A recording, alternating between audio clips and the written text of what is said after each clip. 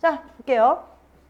고전소설은 아까도 말했지만 고전문학은 그 모티프가 계속 반복돼요. 그러니까 여러분 이 글이요. 뭐냐면은 그 계모와 고전소설에 나오는 전형적인 계모와 전처 자식의 불화입니다. 전처. 근데 얘가 좀 특이해요. 그냥 나온 김에 제가 아는 얘기는 다 해드릴게요. 원래 계모 장씨가 이성이 아시죠?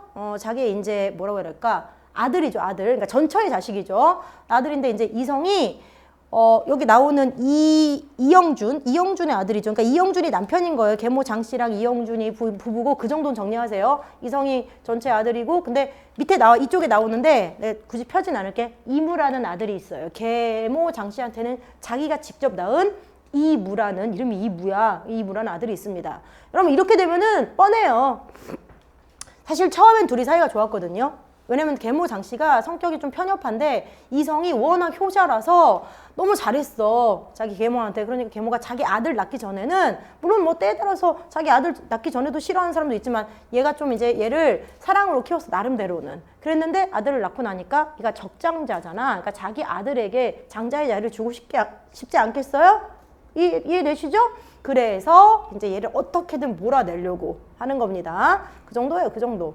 그리고 이제 보통 이제 계모가 낳은 자식이 있으면 둘 중에 하나입니다. 뭐냐면은 계모가 낳은 자식도 그 엄마의 그 아들이라고 자기 엄마처럼 짱짱쿵 맞아가지고 자기 형이나 알겠습니까?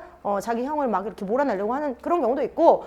근데 이제 얘는 보면 알겠지만 끝까지 읽어보면 알겠지만은 계모 장씨는 못됐지만 또 이 여자가 낳은 이 무는 또 착해요. 그리고 형이랑 같이 울면서 왜 착하냐면은 뭐 자기 엄마니까 자기 엄마한테 너무 큰 벌 주지 말라고 울 수 있는 거 아닙니까? 이제 그 전에 엄마가 잘못됐다는 걸 알고 자기가 죽고 싶다고 생각하는 걸 보면 얘는 착한 애인 거예요. 아시겠죠? 아시겠죠? 관계성 파악하세요. 그 다음 나오는 모티프가 뭐냐면 자 이성이 화양공주랑 결혼을 했는데 근데 화목하지 않다고 했잖아. 근데 이제 이런 거야. 고전소설을 많이 읽다 보면은 뭐가 보일 거냐면은 이런 거다. 이성이 원래 그러니까 주인공이죠. 그러니까 이제 영적인 능력을 갖는 주인공이에요. 근데 이 주인공이 원래 사랑하는 여자가 있어요. 강소저라고. 그래서 이제 결혼도 했어요. 사실은 강부인 이렇게 나옵니다. 여기는 안 나오지만 내가 얘기하는 건 다 드러나. 그러니까 이제 부인 이미 결혼한 사랑하는 여자 퍼스트 러브가 있어. 사랑하는 여자가 있었는데 근데 왜 화양 공주랑 황제의 딸이랑 결혼을 했느냐? 보통 이런 경우도 두 가지로 나눠져요. 뭐냐면은 보통 두 가지야. 둘 중에 하나야. 별로 그렇게 고전소설이 되게 다채롭지가 않아. 뭐냐면 이제 아시겠지만 주인공이 워낙 잘났잖아요. 혹시 구운몽 기억하시죠? 구운몽에서 양소유가 이미 정경패랑 거기는 이제 이미 결혼하진 않았지만 결혼을 약속했지 않습니까? 근데 아시죠? 황태우가 과거 급제한 양소유를 보고 저 사람이 바로 내 딸의 그치 사윗감이다. 내 사윗감이다. 내 딸의 사윗감, 내 딸의 남편감이다 하면서 부마로 삼겠다.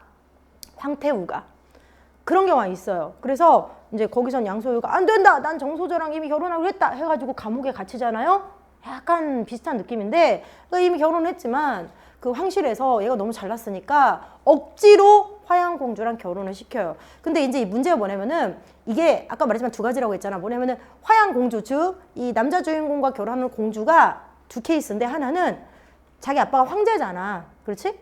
혹은 오빠가 황제일 수도 있어. 오빠가. 근데 어쨌든 자기 권력이 있잖아. 그러니까 공주가 먼저 그 남자 주인공을 보고 이미 사랑하는 여자가 있음에도 불구하고 너무 그 남자가 막 갖고 싶은 거야. 저거 내 거. 그래가지고 강압적으로 자기 아빠나 오빠한테 말해서 황제한테 말해서 강압적으로 이제 결혼하게 되는 경우가 있거든요. 당사자 본인이 좀 못된 거야. 그러니까 공주인데 그런 경우가 있고 그런 경우에는 끝까지 사이가 안 좋아져요. 근데 이제 두 번째는 뭐냐면 이 케이스인데 황제가 우와 난 제가 너무 마음에 든다 사윗감으로 해서 이거 내 딸이랑 결혼할래 했더니 이미 결혼한 거야. 그래서 억지로 이렇게 내쫓은 거야. 황제가. 그러니까 공주는 잘못이 없어. 공주는 아무 생각 없어. 근데 이제 황제가 내 부마로 맞이하고 싶다 그러면서 이렇게 황제가 억압해가지고 어쩔 수 없이 공주랑 결혼한 케이스인데 보통 이런 케이스면은 공주 성격이 좀 좋을 때가 많아. 자기가 이렇게 원해서 이렇게 된 건 아니야.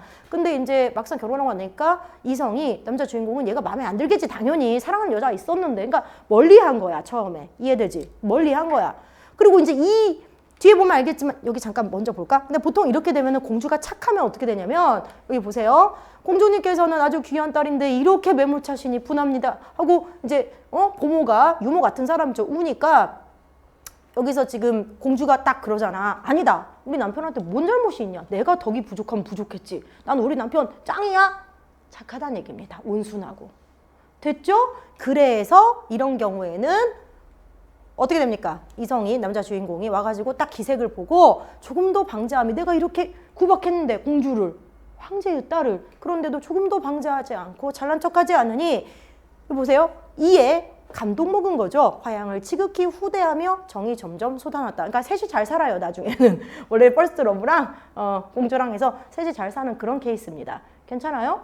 그래서 좀 이해되시죠?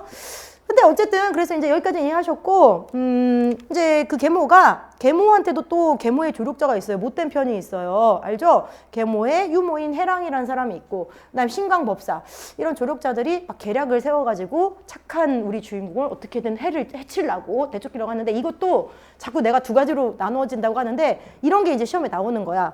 이제 당연히 나쁜 편에도 조력자가 있죠. 여러분 사시남정기 다 했던 거 기억하시죠?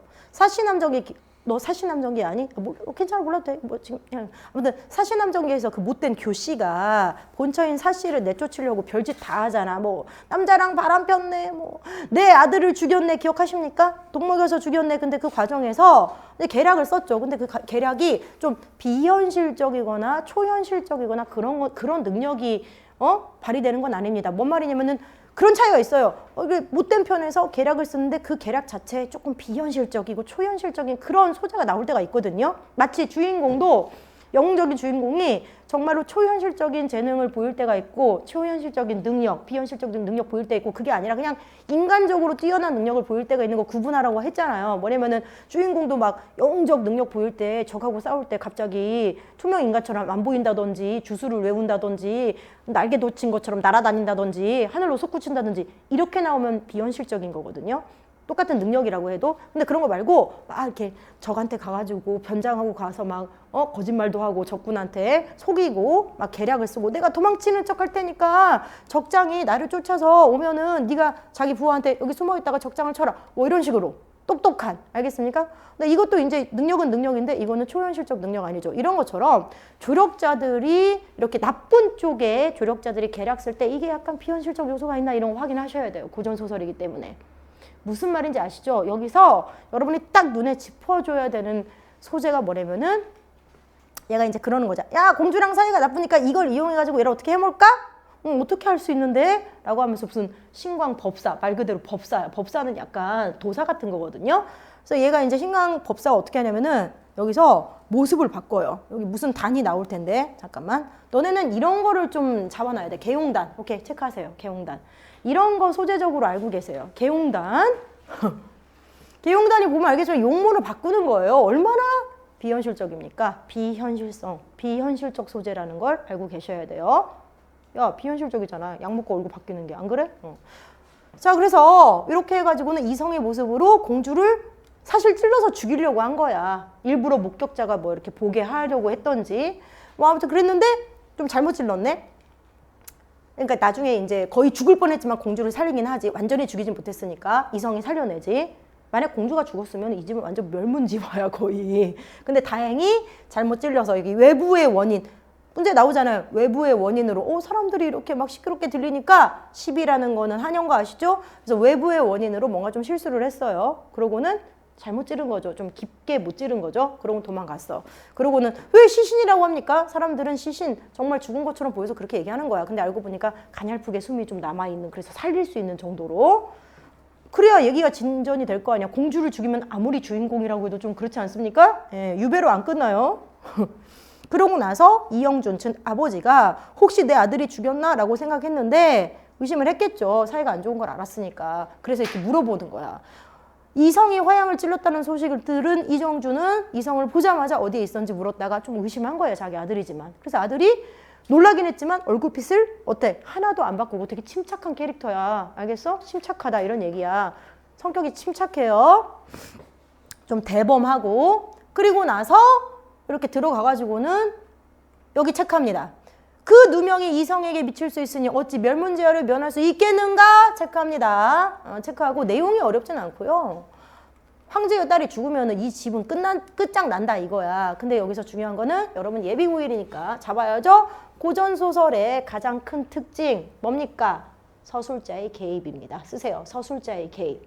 서술자의 개입. 고전소설에서 서리법 뭐하지 않겠는가? 면할 수 있겠는가? 서리법 나오면 그냥 무조건 서술자의 개입이에요. 편집자적 논평이라고 해도 돼요. 편집자적 논평. 알겠어요? 너네 서술자의 개입이 뭐냐면 이런 거야. 야, 너네 소설에는 서술자가 있고 시에는 화자가 있지? 그치? 소설의 서술자는 원래 현대소설에서는 절대로 서술자가 독자에게 독자님께서 다음 장면을 예상해 보시라 이런 식으로 직접 말을 안 걸어요. 현대소설에서는 아무도 그냥 직접 제시하는 거죠. 이영란은 빡쳤다, 아니 화났다 이렇게 현대소설은 직접 제시하는 겁니다. 전제적 작가 시점이라고 해도. 근데 고전소설은 약간 원래부터 이걸 좀 낭송해 주던 게 많아. 듣는 사람한테 이게 읽어주고 그랬단 말이야. 그래가지고 글을 읽는 사람이 많이 없어서 그래서 이렇게 서술자가 직접 독자에게 읽는 사람한테 말을 건네는 어조를 쓸 때가 있어요. 알겠습니까? 그래서 어찌 그렇지 않겠는가 이렇게 질문하는 거잖아. 그치? 그래서 독자에게 직접 말을 건네는 듯한 어조 서술자의 개입이라고 합니다. 됐죠? 참고로 뒤에 춘향전 할 때는 진짜 중요하게 나와요. 이런 서술자의 개입, 즉 독자에게 말을 건네는 어조가 가장 많이 쓰이는 거, 가장 두드러지는 게 바로 춘향전 같은 판소리계 소설이에요. 왜냐면 애초에 판소리는 아시죠? 판소리? 노래를 불렀잖아요. 막 너네 놓고 내가 광대야. 그래서 막 이때 춘향이가 막 이러면서 막 어쩌고 저쩌고 막 설명해서 그렇지 않소? 막 이러면서 막 이거 보소? 막 이러면서 이때 이몽룡 거동 보소? 막 이러면서 춤도 추고 괜찮아? 애초에 판소리는 여기 이 모여있는 청중들한테 말을 계속해요. 막 홍 유도하고 얼쑤 막 이러면서 그러니까 그걸 가지고 소설로 만들었으니 얼마나 서술자의 개입이 훨씬 더 두드러지겠어. 다시 정리합니다. 현대소설과 고전소설의 가장 큰 차이점 중에 하나가 이렇게 서술자의 개입이 있다는 거고 서술자의 개입은 서술자가 독자에게 직접 말을 건네는 어조로 사용한다는 거예요. 알겠습니까? 여기까지 됐죠? 근데 그 중에서도 춘향전 같은 춘향전, 심청전 뭐 이런 거 있어요. 그 다음에 흥부놀부, 흥부전 뭐 이런 것들. 그래서 판소리로 불렸는데 나중에 소설이 된 거, 판소리계 소설은 진짜 서술자의 개입이 많아요. 서리적 표현만 있는 것도 아니고 이것 좀 보소. 뭐 하구나 이렇게. 알겠습니까? 자기가 직접 이렇게 설명하는 독자에게 그런 거 많다는 거 알고 계세요. 그 다음에 막 죽은 줄 알았는데 알고 보니까 조금 생기가 있는 거야. 좀 이렇게 아까 말했지만 서둘러 찌르고 나가가지고 실수한 거지. 자, 그래서 이렇게 깨어났어요. 그렇지만 어쨌든 누명은 썼죠. 너를 찌른 게 누구니? 이렇게 아마 얘는 착한 애라서 보통 이런 경우 말을 안 하려고 해. 하지만 아까 봤잖아. 이성이 찌른 거 봤잖아. 얼굴 바꾸고. 그래가지고 항상 이렇게 주인공이 그래서 누명 쓰고 유배되잖아? 그러면 전쟁이 일어나야 돼요. 늘 그래요. 전쟁이 일어나야 풀어줄 거 아니니까. 야, 너네 구운몽 기억나? 양소유 갇혀 있었잖아. 나는 황제의 딸과 결혼하지 않겠다. 공주와 결혼하지 않겠다. 그래서 어떻게 풀려났어? 오랑캐가 쳐들어오잖아 또. 그래서 전쟁이 항상 일어납니다.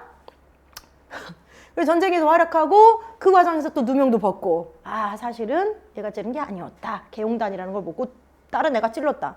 자, 그렇게 돼서 이영준 즉 주인공의 아버지도 알게 되고 황제가 알려준 거야. 장씨가 잘못했던 거야. 이렇게. 그래서 부끄럽고 통분하고 뭐 이런 건 안 해도 되겠네. 실상을 파헤치고 체크합니다. 다시 체크합니다. 왜 체크라고 하는지 아시죠? 어찌 속일 수 있겠는가? 오케이. 다시 서술자의 개입. 이렇게 이제 정리하세요. 서술자 개입 있겠는가? 서리법. 그 다음에 다 얘기를 했어요. 바로 자백을 했죠. 그 다음에 이런 거는 독백이라는 건 알아나? 이렇게 작은 따옴표 있고 소설에서 이렇게 작은 따옴표 있고 나와. 여긴 안 나왔지만 꽤 나와. 이렇게 독백 알지? 독백 삽입해서 인물 내면 드러내는 거 이거 독백이다. 독백이라는 건 알아나? 그 다음에 빡친 거지. 그 다음에 원래부터 성격이 좀 그랬지만 짐작은 했지만 이 정도일 줄 몰랐다. 그러면서 이렇게 죽이려다가 그래도 아들을 낳았으니까 이 물을 낳았으니까 후원 내공에 가두었다 하면서 이제 장씨는 좀 부끄러웠다 이런 얘기죠. 됐어요. 그 다음에 이모 보세요. 나는 그 얘기했다. 계모의 아들이잖아요. 자기 엄마처럼 악독한지 자기 엄마와 다르게 좀 착한지는 구분하라고 했어요. 착하네요. 착해서 형이랑 같이 그러는 거야. 응? 이영준한테 가서 제발 우리 엄마한테 응? 엄마를 좀 용서해달라 이런 얘기인 거 아시지? 엄마가 죽으면 우리 때문이다. 우리가 망고의 죄인이 되지 않게 해달라. 용서해달라. 이렇게 해서 효성스러웠다. 뭐 이런 얘기인데 좀 웃기지 않냐? 자, 제가 개용단 얘기는 했어요. 근데 이제 그런 얘기입니다. 개용단이 언제 한번 나왔었냐면은 고3 문제에 나왔던 건데 한번 들어보세요. 이게 별거 아닌 것 같은데 애들이 진짜 어려워했던 소설이야. 고전소설이. 평가원에서 문제를 냈을 때. 자, 이런 내용이었어요. 어떤 집안에, 짧게 얘기하자면은, 어떤 집안에 이제 남자 주인공이 부인이 3명이야. 아, 고전소설이니까 괜찮아. 알겠지? 부인이 3명인데, 석부인, 화부인, 그리고 장부인이 있어. 이렇게 세 순서대로. 석부인은 뭐 둘이 약간 연애해서 결혼했고, 그 다음에 이제 뭐 화부인은 뭐 됐고, 뭐 연애하고 결혼했고, 세 번째 장부인은 얘도 이제 권력가의 딸인데, 좀 남자 주인공을 보고 반해서 거의 억지로 결혼하다시피 했어. 근데 그래서 중요한 게 남자 주인공이 성격이 좀 담백해. 그러니까 뭐 말이냐면은 뭐 되게 사랑해 죽고 살고 이런 타입이 아니야. 그냥 군자의 도리라고 해서 그냥 세 부인 모두 내가 정말 사랑해서 결혼했든 억지로 결혼했든 그냥 세 부인 모두 그냥 번갈아서 일주일에 한 번씩 정도 이렇게 돌아다니면서 매번 들려주는 거야. 그러니까 사랑을 공평하게 베푸는. 애초에 여자한테 그렇게 큰 관심이 없어. 좀 특이하지? 구운몽의 양소유랑은 좀 정반대지? 그래서 부인이 3명이긴 해. 근데 남자가 잘나가지고 자꾸 여자 붙어. 근데 이제 이런 거야. 셋 중에 누가 제일 예쁘냐면 석부인이 제일 예뻐. 얘네는 서로 연애도 했거든. 그리고 이제 둘째 부인은 화부인은 대충 예뻐. 나는 예뻐. 근데 이제 셋째 부인이 좀 외모가 딸려. 자기 생각에. 그래서 이제 셋째는 정말로 이 남자 너무 원해가지고 자기가 좀 억지로 결혼하다시피 했잖아. 그러니까 약간 컴플렉스에 있는 거야. 그 다음에 자기가 사랑을 독차지하고 싶은 거야. 그래서 어떻게 했는지 아니? 자기를 너무 잘 안 찾아주는 것 같은 거야. 공평하게 가는데도. 그래서 저 개용단을 하나 얻어와. 그래가지고 그걸 먹고는 첫째 부인 석부인인 척하고는 외모를 바꿔. 외모를 바꿔가지고 자기 남편을 자꾸 유혹해. 석부인 척하고 막 이렇게. 왜냐면 자기 남편 성격이 좀 그런 거 안 좋아한다는 거 알아서 그런 것도 있고. 그래서 이렇게 막 자꾸 유혹하니까 이상한 거야. 남편 입장에서는 얘 왜 이래? 좀 그런데? 뭐 이렇게 되는 거야. 남편이 그런 거 안 좋아하거든. 두 번째는 석부인의 필체. 왜냐면 석부인 때문에 자기를 안 사랑한다고 생각해서 아시죠? 뭐 필체 얘기 나오니까 알겠지? 계획 세우는 거예요. 필체를 이렇게 흉내내가지고 시어머니 방 주변에다가 심어놔. 막 저주의 말 이런 거 있잖아. 시어머니 내쫓으려고 석부인. 그래서 많이 나오잖아. 그런 거 많이 나온다. 시어머니가 근데 또 양부인인데 시어머니가 굉장히 똑똑해. 그래가지고 뭔가 이렇게 자기 첫째 며느리 필체로 자기를 저주한 내용이 있다 하고 막 이렇게 막 시비들이 알겠어? 나쁜 쪽에 붙은 조력자들이 막 난리쳐도 일단 이거 보고는 덮어. 그래서 그것 때문에 큰 문제가 일어나진 않았는데 나중에 이런 게 하나하나 쌓여가지고 결과적으로 석부인이 내쫓기긴 하거든. 억울하게. 근데 그 다음에 이제 자기 생각에는 셋째 부인, 장부인 생각에는 이젠 나를 사랑해주겠지. 석부인이 내쫓겼으니까. 근데 또 안 찾아주는 거예요. 생각보다. 그래서 이번에 어떻게 하는 줄 아니? 또 개용단을 쳐먹고 두 번째 부인 화부인의 모습으로 변장을 해서 자꾸 남편을 유혹하는 거야. 근데 그쯤 되면은 남편도 좀 이상하지. 덤띵롱이잖아요. 그래서 결과적으로는 밝혀져. 이렇게 해서 해가지고 이상하다. 뭔가 덤띵롱인데 하고 이렇게 알아보니까 얘가 뭔가 약을 먹고는 용모를 바꾼 거예요.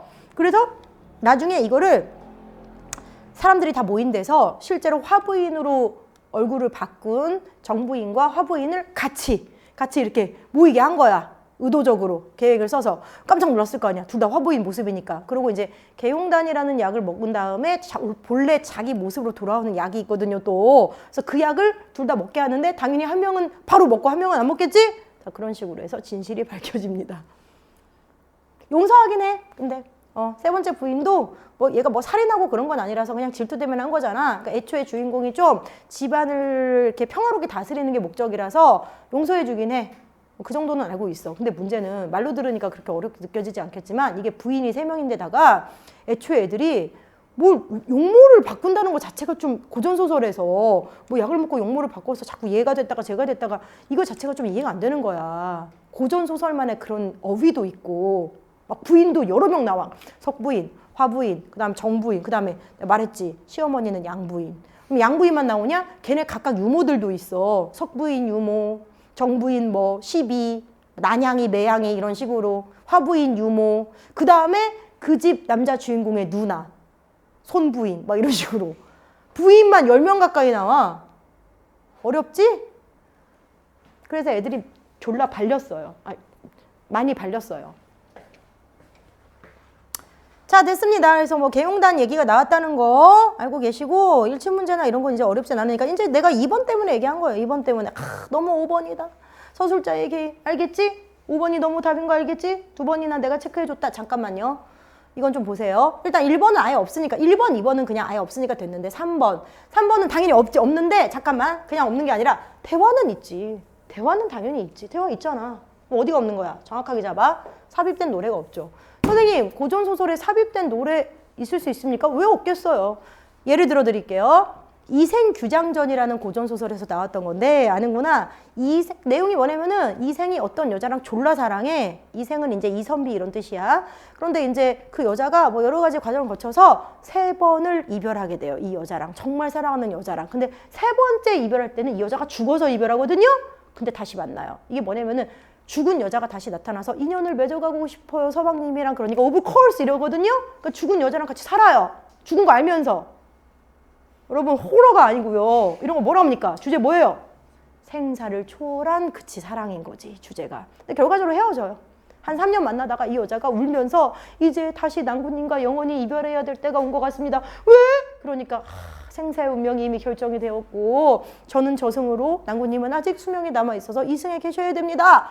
그러니까 이제 울면서 헤어지는데 그날 밤에 둘이 한시로 노래를 부르죠. 검은고를 뜯으면서 한문으로 된 시를. 옛날에 시는 다 노래입니다. 그러니까 한시의 삽입이라고 하기도 되고 노래의 삽입이라고 하기도 해요. 그래서 한시를 막 부르면서 막 자기 그런 슬픈 마음이라든지 얼마나 남편을 사랑하는지 막 그런 애절한 심정을 알겠습니까? 노래로 하는 거죠. 이런 경우에 나올 수 있는 선지입니다. 알겠어요? 삽입된 노래를 통해서 인물들의 심해를 드러낸다. 이렇게 나올 수 있죠. 그리고 약간 낭만적 분위기도 있어요. 그게 4번 선지로 지금 나눠진 건데 내가 볼 때 출제자가 이렇게 좀 이렇게 낼까 하다가 나눈 것 같은데 물론 당연히 비현실적 소재를 활용해서 낭만적 분위기는 아니지만 어쨌든 한시를 삽입하잖아요. 연애소설에서 사랑 이야기 그럴 때 좀 낭만적 분위기를 형성한다고 해요. 노래가 삽입되면. 알겠지? 그게 슬프든 아니면은 사랑의 기쁨을 노래했든 낭만적이잖아. 안 낭만적이야? 소 로맨틱 하잖아요. 내가 이 일을 이렇게 사랑하는데 막 이러면서. 괜찮아? 실제로 시험에 여러 번 나왔던 겁니다. 한 3-4번 나왔어요. 최척전이라는 소설에도 나와요. 최척이, 그러니까 내용이 이런 건데, 최척이랑, 너네 최척전은 나랑 했었다, 근데. 최척이랑 오경이라는 와이프가 오경인데, 둘이 졸라 사랑하거든요. 근데 둘이 결국 헤어져요. 근데 이제 사랑할 때 자기들의 사랑하는 마음을 한시로 주고받는데 노래를 통해서 노래도 하고 그러는데 그런 게 이제 약간 낭만적 분위기 됐습니까? 근데 거기서는 노래라고 안 하고 한시의 삽입이라고 해요. 한시. 됐다. 얘들아 4번도 마찬가지야. 4번이 그래 이 소설이 낭만적이진 않지. 살인이야. 얼마나 안 낭만적이야 희수야. 이런 거야. 선생님이 요구하는 건 그래 이제 지금은 내가 하는데 아무튼 뒤에 아니야. 근데 끊어봐. 앞에는 맞잖아. 이런 거. 알겠어? 앞엔 맞단 말이야. 그쵸? 비현실적인 소재는 맞다고요. 개용단이요. 그쵸? 필기 안 해도 돼? 근데 나머지는 내용 일치니까 딱 봐도 2번이지 뭐 이렇게 하면 돼. 화양이 정상궁 자기 보모죠? 질책을 합니다. 근데 그게 이유가 뭐예요? 화양이 착하다는 걸 드러내는 온순하고 남편을 원망하지 않은 그래서 남편의 사랑을 받을 만한 현모양처의 자질을 지니고 있다는 걸 보여주기 위한 거지 뭐 가족 내 갈등이 유발된 책임을 지금 정상궁한테 돌렸냐? 니 때문이야? 니 때문에? 니가 그러니까 내 남편이 나를 안 사랑하는 거지 아니잖아요. 뭐 이렇게 하시면 됩니다. 확실히 문학이 쉬워. 그래서 문학은 늘 얘기하는데 기출분석 빡세게 한 다음에 풀 때 뭐 그냥 다 맞는다 목적을 떠나서 애들도 다 맞을 수 있으니까 뭐 한두 개 틀린다 이런 걸 떠나서 빠른 시간 안에 남보다 빠른 시간 안에 남보다 안 틀린다가 문제지. 그치? 그래서 독서에다가 시간을 좀 더 할애해야 된다. 이게 저는 최종적 목적이라고 생각해요. 문학을 공부하는. 문학은 정말로 공부하면은 많이 보여요. 패턴도 있고. 독서도 그렇지만은 많이 나와요. 특히 고전 문학은 나왔던 게. 잠깐만, 숙향전은 내가 아까 얘기했잖아. 그래서 숙향이가 얘기했던 거라 내가 영상 올려놨으니까 나중에 보면 돼. 내가 너희한테 물어본 게 이거야. 숙향이를 이제 장승상 집에서 내쫓긴 다음에 얘가 물가를 헤매다가 죽을 뻔했거든? 근데 선녀들이 구해줬어. 근데 참고로 이게 고3에 나왔으니까 해볼게. 숙향이가 자기를 구해준 선녀들에게 말하기를 천상에서 내가 저지른 죄가 매우 크도다. 그전엔 존댓말하고 있었어요. 왜? 선녀들이잖아요. 내가 인간계에 떨어진 다음에는 이 선녀들이 기억이 안 나. 참고로 이 선녀들은 숙향이를 모시고 있던 시녀들이에요. 왜냐면 숙향이가 천상계의 월궁 소화거든요. 월궁소화. 알겠어요? 그래서 월궁소화면 꽤 높은 거예요. 지위가. 여러분 모르시겠지만. 그래서 시녀들이 다 선녀인데 그 전에 자기를 막 구해줬을 때 선녀님 감사 이렇게 존댓말 하거든요. 근데 이제 선녀가 저희는 원래 천상계에 계실 때 모시던 시녀들입니다. 말씀 낮추세요. 기억이 안 나시는군요. 이 천상계의 음료를 드셔보십시오. 마시니까 기억나는 거야. 그래서 곧바로 반말로 바뀐 겁니다. 이런 배경이 있어요. 알겠습니까? 그래서 이제 기억이 난 거야. 천상에서 내가 저지른 죄가 매우 크도다. 시준아, 천상에서 저지른 죄 말해. 뭐지? 천상에서 저지른 죄? 뭐였지? 야, 별 죄도 없어. 이선이랑 수작 부렸다고 했잖아. 얘네는 꼭 그 옥황상제가 꼰대여가지고 내 허락 없이 반도복숭아를 좋아하는 남자한테 줬다고? 말 걸었다고? 내려가 지상으로 이런다 했잖아. 알지? 그래서 그거.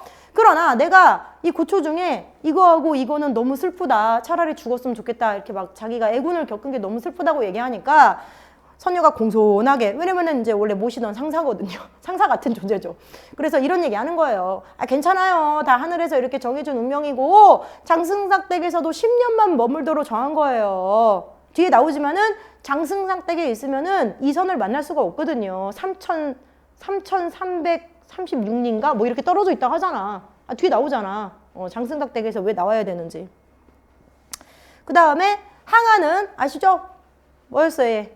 소울메이트였잖아. 나 기억나? 내가 말한 거 기억나? 항아가 왜 우리 저번에 했던 거 항아가 이런 일도 했고 그다음 완전히 그 베스트 프렌드라서 월궁에 살 때부터 베스트 프렌드야. 항아랑 소아야. 그래갖고 뒤에도 나오지만은 그러잖아. 원래는 옥황상제가 이선을 너무 사랑해서 태을진선을 너무 사랑해서 죄를 안 주려고 했다가 항아가 왜 똑같은 죄를 짓고 베스트 프렌드만 내 베프만 소아만 숙향이가 되어가지고 애군을 거쳐야 되죠? 그러니까 옥황상제가 마지못해서 알았어 이러면서 내보냈다고 나와 있잖아. 그러니까 되게 친한 애인 거야. 알겠지? 그래서 항아가 이렇게 했다. 그 다음에 여기 그러나 앞으로도 2번이나 죽으렉 해서 너네한테 물어봤던 거야. 뭐냐? 죽으렉이 또 있을 거? 하나, 화재를 만나 죽을 위기에 처했다. 이때 누가 구해주죠? 이때 누가 구해줄 텐데요? 그치. 뭐 스님? 그럼 신선? 신선 말? 그래 신선. 이때 지금 이 선녀들랑 헤어진 다음에 물가 헤매다가 갈대밭에 불이 나요. 그래서 진짜 나 죽겠구나 이러고 있는데 웬 노인이 나타나서 옷을 홀딱 벗고 내 등에 엎혀라 그래요. 대사가 그거예요. 왜 어린 계집애 하나가 헤매고 있느냐? 이러다 너 죽는다. 옷을 홀딱 벗고 내 등에 엎혀라. 변태 할아버지가 아니야. 말 잘해야겠네. 변태 할아버지가 아니고 불을 옷을 홀딱 벗고라는 말이 좀 그러니? 그러니까 옷을 모두 벗고. 그럼 좀 괜찮니? 홀딱보다? 아니야? 사실이야. 옷을 모두 벗고 내 등에 엎혀라. 그래. 왜냐면은 구해주려고 하는 거야. 불을 다스리는 신선이라서. 화덕진군이라고. 아무튼 근데 이제 옷에 불이 붙잖아. 구해주고 싶어도 옷에는 불이 붙잖아. 인간계의 물질. 그러니까 이제 얘를 벗으라고 한 거야. 이상하게 생각하면 안 돼. 옷은 이거 좀 중요해. 근데 옷이 싹 탔겠지. 애는 구했어. 그리고 그 다음에 어떻게 했냐면은 야, 너 저쪽에 이화정이라고 주막이 있거든. 구해준 다음에 구해준 다음에 그 노인이 그 이화정이라는 주막에 가면은 너를 도와줄 마고 할미가 할미의 모습으로 할머니 모습으로 나와 있을 거야. 걔한테 가. 그 주막에서 이화정에서 몸을 의탁해라. 이러고 뿅하고 사라져. 조력자야 조력자. 나중에 기억하세요? 이선이 태을진선이 꿈속에서 숙향이를 보고는 얘를 찾으러 돌아다니잖아. 그러다가 이제 이러저러한 일을 거쳐가지고 마고할미 즉 이화정의 할머니가 하도 거짓말해가지고 숙향이 찾으려고 저기 가봤다가 여기 가봤다가 막 삼천리를 헤매고 다니다가 여기까지 왔는데 숙향이가 이제 불에 타 죽을 뻔한 여기까지 왔는데 그 구해줬던 노인이 나타나서 너 숙향이 자니? 걔 죽었다던데? 저기 숙향이 옷이 불탄 거 있을 테니까 창사나 지내든지 이런단 말이야. 속을 뒤집어놔요. 진짜요? 하면서 울면서 내가 이렇게 뒤적뒤적 해본다고 했잖아. 이선이가. 정말 이게 숙향이가 불탄 흔적이란 말인가 하면서 뒤적뒤적 해봤는데 이제 옷만 불탔으니까 뼈가 없잖아요. 그래서 얘가 죽진 않았나 보다. 이 할아버지가 뭔가 비범한데? 하면서 가서 빌면서 노인께서 숙향이의 거처를 아시면 제발 좀 알려달라고 까지 연결이 됩니다. 알겠어요? 다 얘기했잖아. 자, 그 다음 낙약 옥중 얘기했습니다. 잘못하면 죽을 뻔했어요. 자기 아빠 때문에. 자기 아빠한테. 물론 아빠가 자기가 딸인지는 몰랐지만.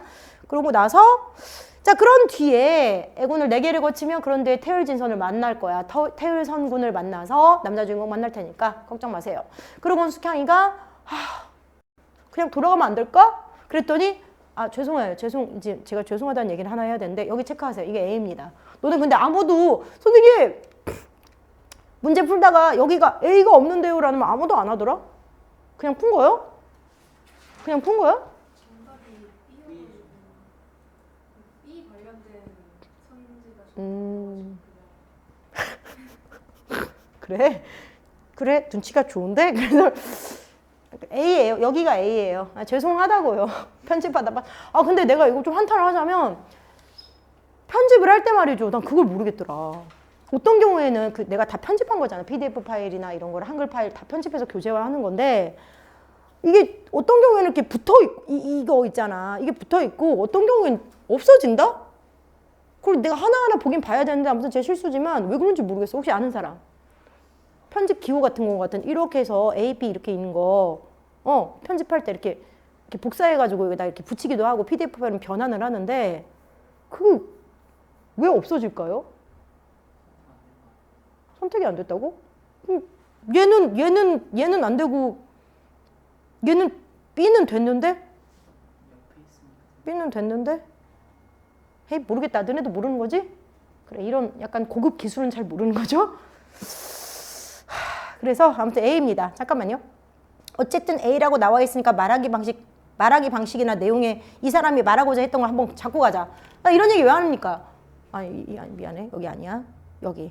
자, 나 그냥 장승상 댁으로 가면 안 돼? 그랬더니 선녀가 웃으면서 안 돼. 너 정해진 운명을 벗어날 순 없어. 그거네요. 정해진 운명이야 이거 다. 그치?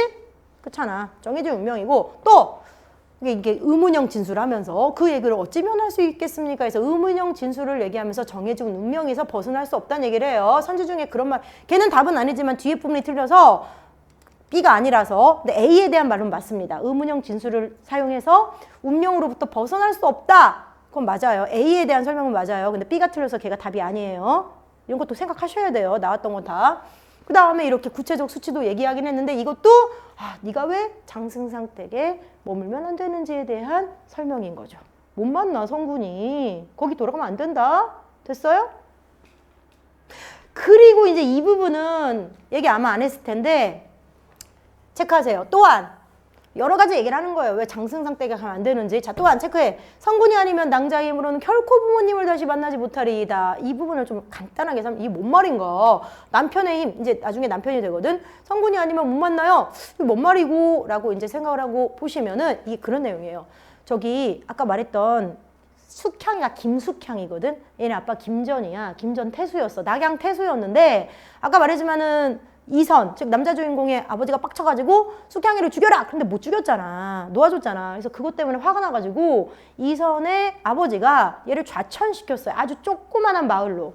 알겠어? 그러니까 쉽게 말하면 약간 서울시 시장 정도 하다가 내 생각에 이렇게 비유하면 될 것 같아. 서울시 시장 하다가 저기 군산 읍장 된 거야. 군산이 어딘지도 너네 몰라. 저 시골이야. 알겠어? 좌천됐다고. 근데 문제는 그러고 있다가 근데 이 김전이 능력이 좀 쩔어. 그러니까 능력이 좋아. 그래서 자기가 굉장히 잘 이렇게 다스리고 되게 선정을 베푸는 그런 사람이야.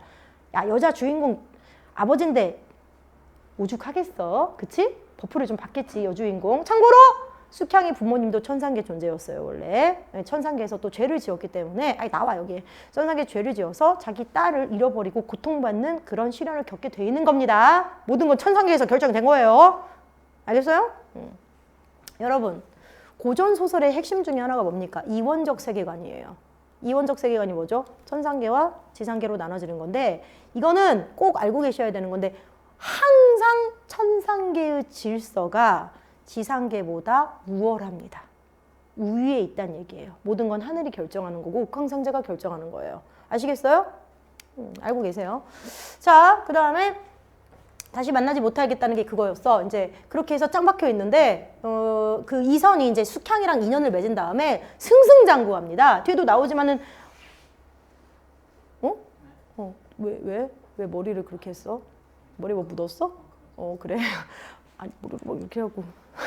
자, 뒤에도 나오지만은 황제의 어머니가 죽을 병에 걸렸는데 황제의 어머니를 살 수 있는 불로초를 구해와요. 그래서 그걸로 또 공을 세웠죠? 그러니까 막 자기가 막 진짜 막 황제 밑으로 올라가. 근데 이제 그 전에 있는 일이긴 한데 이선이 황제가 이선을 크게 등용하려고 얘한테 뭘 시키냐면은 너 암행어사 아시죠? 어사가 되어서 지역을 돌면서 한번 이렇게 크게 등용하기 전에 그런 게 있어. 약간 통과 의례적으로 겪게 되는 관직이 있는데 그게 어사야. 그래서 지역을 전국을 돌면서 좀 뭐 관리들의 뭐 비리라든지 이런 걸 잡아와. 뭐 잘한 사람은 칭찬해주고 뭐 그런 거야. 그래서 민심을 살펴봐. 이런 거를 했는데 이선이 그렇게 돌다가 아까 말했지만 김전이 있는 마을을 지나게 된 거예요. 근데 김전이 너무 괜찮은 거야. 능력이 쩌는 거야. 그러니까 이선이 이제 안목이 있으니까. 근데 그때만 해도 자기 장인인지 모르죠. 당연히 모르죠. 김전은 얘가 이선이 자기를 그렇게 생각하는지도 모르고 당연히. 그래서 와가지고는 서울 장안에 와서 돌아와서 황제한테 이선이라는 사람, 김전이라는 사람이 있는데 그 사람 능력이 쩐다. 그 사람은 그렇게 조그마한 마을에 있을 사람이 아니다. 자기 아빠가 그렇게 자천시켰는데 그건 몰라. 그러고는 그건 모르는 거야. 모르고는 황제한테 말하니까 황제가 그래? 그러면은 뭐 올려주지. 그러고 양양퇴수를 시키는데 양양은 뭐냐면 쉽게 말하면 거의 뭐 세종시급은 되는 거예요. 서울 다음에 세종시 뭐 이 정도. 그래서 아주 큰 도시에 알겠습니까? 큰 마을에 퇴수로 다시 올려준 거죠. 진급시켜 준 거죠. 그럼 그러고 있어요. 그런 상황이에요. 에? 그러고 나서 나중에 이제 그 김전의 집에 이선희가 자기 와이프를 데리고 들릴 일이 생겨. 알겠어? 들릴 일이 생겨. 그러니까 이제 뭐 그런 거 있잖아. 마을을 각각 돌 때가 있잖아. 높은 관직이 있는 사람이 그때 이제 만나게 되거든. 그러니까 내 말은 이게 지금 뭔 말이냐면은 성군의 도움이 아니었으면 김전이 이렇게 올라오지도 못했을 거고 얘네가 돌게 되는 큰 마을에 그 다음에 김전이랑 같이 이제 숙향이가 이동을 했기 때문에 부부로서 같이 동행했기 때문에 자기 아버지 만나게 된다. 뭐 이런 얘기예요. 알겠어요? 괜찮아요? 그런 얘기가 있어요. 자, 그 다음에 나머지는 안 해도 되겠군요. 제가 왜냐면 저번에 얘기를 야! 숙향전에 남녀차별적 요소 있다? 숙향이가 궁시렁 거릴 거야? 라고 했어. 뭔지 알지? 같은 데 지었는데 왜 저는 그렇게 4번이나 죽을 뻔하고 이선은 잘 지내나요? 네가 먼저 꼬셔서 그래. 괜찮아? 두 번째 이유는 대열진서는 옥황상제가 너무 아껴서 그래. 이게 이유인지는 모르겠다. 대놓고 차별인가요? 자, 그래서 이게 고3 지문 모의고사에도 한번 나오긴 했어요. 가부장제에서 열세에 놓인 여성의 현실적인 상황이 좀 반영돼 있다. 나왔었죠. 지문에서는 이제 할 만한 게 있나요? 내용 일치. 아이고. 안 해도 될 것 같고. 물어나 봐야겠다. 5번에 2번이잖아. 5번에 2번이잖아. 그치? 5번에 2번이야. 상서가 이선인 걸 알겠지? 이상서? 그건 알지? 벼슬 명으로 이름 부를 때도 알아야 돼. 이상서, 이선. 서윤아. 갈 수 없는 이유가 뭔데? 원하는 곳까지 혼자 갈 수 없는 이유가 뭔데? 2번이 답이잖아. 근거 찾아놨어야 되는 거 알지? 항상 그런 거보다 하면 안 돼. 위에서 내용 확실하게 잡아야 돼. 뭐였어? 짧게 말하면 되잖아. 시간이 없으니까 바로 갔는데 얘들아 자꾸 나처럼 해. 이걸 딱 했을 때 2번 이렇게 하고 넘어가지 말고 어려운 문제는 아니지만 항상 상서가 원하는 곳은 초월계입니다. 신선들이 사는 곳이죠. 초월계입니다. 인간계가 아니에요. 자, 이런 초월계 용자 뭐라고 했어요? 초월계인데 상서는 어쨌든 전생에는 신선이지만 지금은 인간의 몸이죠. 진세에 살고 있다 이런 얘기예요. 진세. 먼지 같은 먼지 진짜야. 미세먼지 할 때. 그래서 먼지 같은 세상에 인간계에 살고 있는 인간이기 때문에 진세의 사람이 초월계에 혼자 갈 수는 없어요. 라고 얘기합니다. 그러니까 나랑 같이 갑시다. 허락 받으면서. 그렇게 얘기해야지. 초월계에 가려고 하는데 인간이라서 못 간다. 그거잖아. 진세인이라서.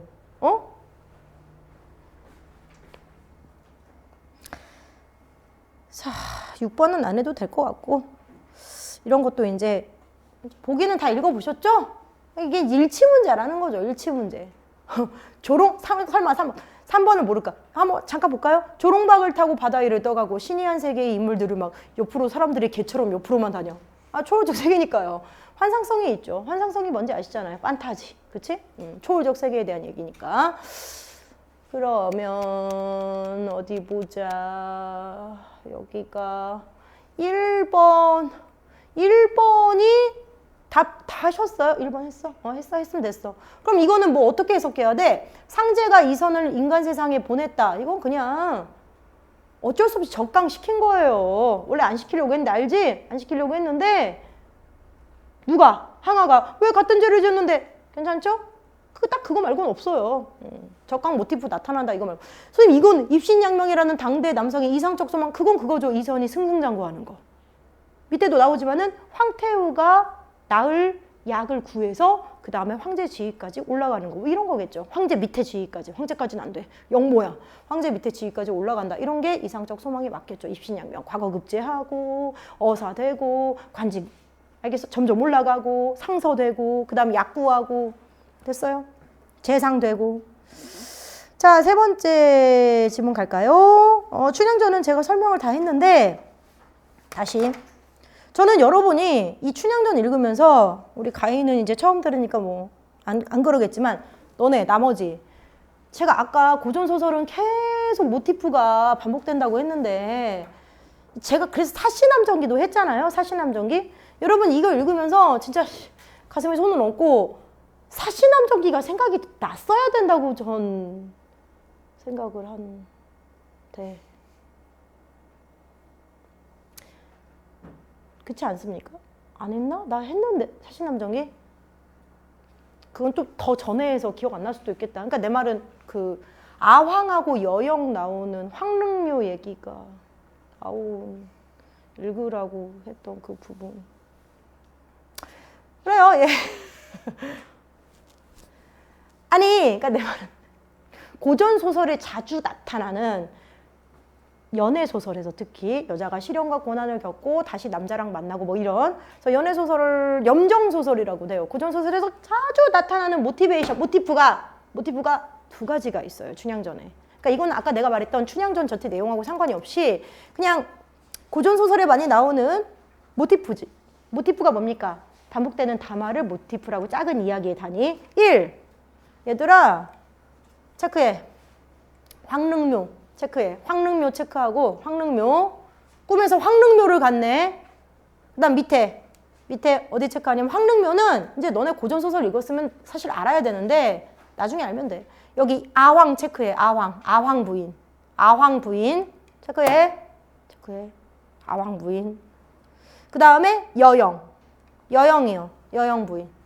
자, 무슨 말이냐면은 제가 사시남정기 숙제 냈을 때 기억하시는지 모르겠는데 사시남정기에서 사시가 교활한 교씨의 모함으로 쫓겨가다가 남쪽으로 한없이 쫓겨가다가 이러다 진짜 내가 죽겠구나 해서 죽으니만 못하겠구나. 잡히면은 이제 치욕을 당할 텐데 하고 물에 몸을 던져요. 강물에. 유서를 쓰고. 남편 이름이 유연수잖아. 그래서 유연수의 처 사시는 여기서 죽는다. 이런 식으로 쓰고는 강물에 몸을 던지는데 누가 구해요. 당연히. 구하거든요. 근데 이제 물에 한번 빠져가지고 정신을 잃은 상태에서 꿈을 꿉니다. 꿈을 꾸는데 그 꿈에서 바로 이 황릉묘 됐어요? 중국에 있는 사당이에요. 근데 어떤 사당이냐면 여기 여영하고 아황이라는 두 왕비예요. 왕비입니다. 순임금의 두 부인이에요. 순임금. 요순 시대 할 때 순이에요. 그래서 고대 중국에 아주 소문난 성군인데 순임금의 두 부인인데 아왕하고 여영이 얘네가 왜 사당에 모셔졌냐면 연려의 표본이야. 현대적인 감각으로는 이해는 안 되시겠지만 순임금이 죽었을 때 둘 다 울다가 같이 죽었어요. 그래서 너 표정 리얼하다. 아니 내가 고전이잖아. 고전에선 남편 죽으면 따라 죽는 거예요. 연려입니다. 아시겠어요? 저 되게 무서운 얘기를 하나 해드리자면 그래서 조선 후기에 그 연려가 나면은요 남편이 죽었는데 따라 죽잖아요. 그러면은 이제 비를 세워줘. 연려비를. 그리고 거기서 중요한 건 그 마을에 연려가 난 마을에 소문난 연려가 났다. 그럼 그 마을에 백성들은 근데 이제 그 마을의 사람들 아니면 그 가문의 사람들 세금을 안 내. 세금을 안 낸다고요. 혜택을 주는 거예요. 좋은 의도였겠죠. 좋은 의도였겠죠. 안 그래요? 효자, 연려, 효자가 나거나 연려가 나. 그러면은 그러니까 원님도 그 마을의 원님도 네가 잘 다스려서 그래. 그러면서 계급이 승진해. 놀랍죠? 자, 제가 지금 제가 무서운 얘기 해드린다고 했잖아요. 짐작 가시죠? 예, 죽여요. 남자 죽잖아요? 근데 여자를 죽여요. 목매달아서. 죽게 해요. 그 다음에, 우리 가문에 연려가 났다. 근데 그거를, 중요한 거는 살인사건이잖아. 근데 보통 이제 이런 걸 조사를 해, 겉보기로. 수박 겉핥기로 조사하는데, 조사하면 나오잖아요? 야, 너네 조선시대 수사가 그렇게 되게 구식은 아니었어. 그러니까 내 말은 누가 이렇게 죽었을 때, 그러니까 자기가 목매달아 죽었는지 아니면 누가 죽였는지 정도는 나온단 말이야. 알겠어? 나와. 의원들이 이렇게 입에 뭐 넣어보고 그럼 나와. 근데 이 타살이잖아? 근데 원님들이 그게 밝혀져도 그냥 싹 덮어. 왜? 자기도 승진하거든. 이런 소재로 비슷하게 스릴러 영화, 그러니까 공포 영화라고 해야겠죠? 그런 소재가 있어요. 알아요? 혈의 누 알아요? 모르죠. 당연히 모르죠. 어떻게 알겠어요? 몰라야죠. 예. 20년 전 영화인데 여러분이 어떻게 하시겠어요? 혈의 누, 피눈물. 나 진짜 요즘 영화 근데 나 요즘 영화 재밌는 게 너무 없어. 자, 그게 이제 첫 번째 모티프. 아황하고 여영은 항상 이렇게 지조와 절개를 지키는 여자들을 약간 꿈속에서 불러서 취얼업 해줘. 희망을 주고. 괜찮아? 왜 불렀겠어? 넌 연려다. 너 조금만 기다려라. 알겠어? 두 번째 모티프입니다. 여러분 두 번째 여기 체크하세요. 두 번째 모티프. 어디서 많이 본 얘기 아니에요? 벌써 나오죠? 어디서 많이 본 얘기 아니에요?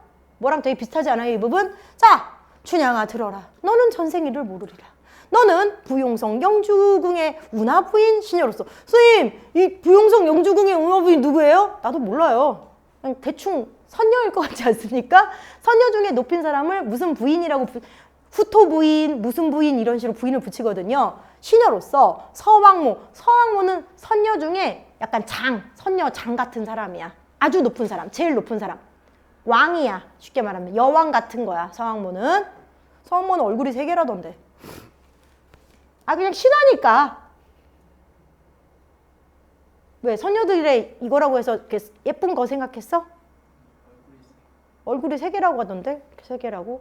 그래서 어린아이한테는 이렇게 보이고, 뭐, 누구한테는 젊은 여자한테는 뭘로 보이고, 뭐, 이렇게 어떤 사람한테 늙은이로 보이고, 뭐, 그런데, 그냥 그렇다고요. 예. 킹이야, 킹. 선녀들의 king. 서왕모 요지연에서 서왕모가 있는 궁궐에 큰 연못이 있거든요. 근데 그 연못이 있는 쪽에 반도복숭아라고 천도복숭아가 열려요. 근데 그 천도복숭아를 먹으면 불로불사하는 거야. 그러니까 신선들이 왜 불로불사해? 옥황상제부터 서왕모 모든 선녀 신선들이 다 1년에 한 번씩 모여서 그걸 먹는 거예요. 1년인지 뭔지 모르겠지만. 아니다, 미안해. 3000년에 한 번씩이다. 미안해, 헷갈렸어. 1년은 한 번 좀 그렇지. 불로불사인데. 그럼 1년에 한 번 미안해. 내가 평범한 복숭아랑 헷갈려서 그래. 반도복숭아는, 천도복숭아는 3000년에 한 번 열려요. 그래서 그때 놓치면 안 된다. 뭐 이런 얘기를 뭐 중요하진 않지만 한번 해볼게요. 3000년에 한 번 열려. 근데 그 요지연에서 장경성 누구겠어요? 이몽룡이죠. 야, 아까 숙향전, 이선, 태을진선이잖아요. 알겠습니까? 장경성. 선생님 이름이 다른데요? 천상계랑 지상계랑 이름이 다르잖아요. 그 정도는 알아야 돼요. 알겠어요? 시험에 나왔어요, 옛날에. 장경성, 물론 이제 장경성으로 나온 건 아니지만 비슷하게 이렇게 남녀가 다 천상계의 신선하고 선녀야. 떨어졌어. 근데 이제 이런 식으로 꿈에서 천상계 존재가 불러가지고 여자애한테 너 뭐 누구랑 눈이 맞아서 희롱하다가 떨어졌는데 잘 지냈니? 근데 누구랑의 그 누구가 누구냐? 이런 식으로 문제 나왔어. 알겠지? 이몽룡이야. 그래서 장경성에게 눈길 줘. 잠깐만. 너네 예비 고1이니까 해보자. 장경성의 성이 별성자인 거 알아? 혹시 장씨성을 가진 경성인 줄 알았니? 그럴 수도 있지. 고전소설이다, 얘들아. 얘들아. 그 천상계 신선들은, 그건 기본으로 알고 있어. 천상계 신선들은 다 자기 별이 있어요. 그래서 뭐 태을진선 이렇게 부르기도 하는데 태을성 해가지고 그 별의 이름이야. 내가 다스리는. 알겠어? 별의 이름으로 부르기도 해. 멋지지 않냐? 내가 신선이잖아. 그럼 저 하늘의 수많은 별들 중에 하나는 내 거야. 그러니까 내가 그 별을 지키고 뭐 북두칠성 이런 느낌으로. 북두성. 내가 사랑했던 남자가 천상계에 북두성을 다스리면 북두성이라고 나오기도 해. 알겠어? 괜찮아?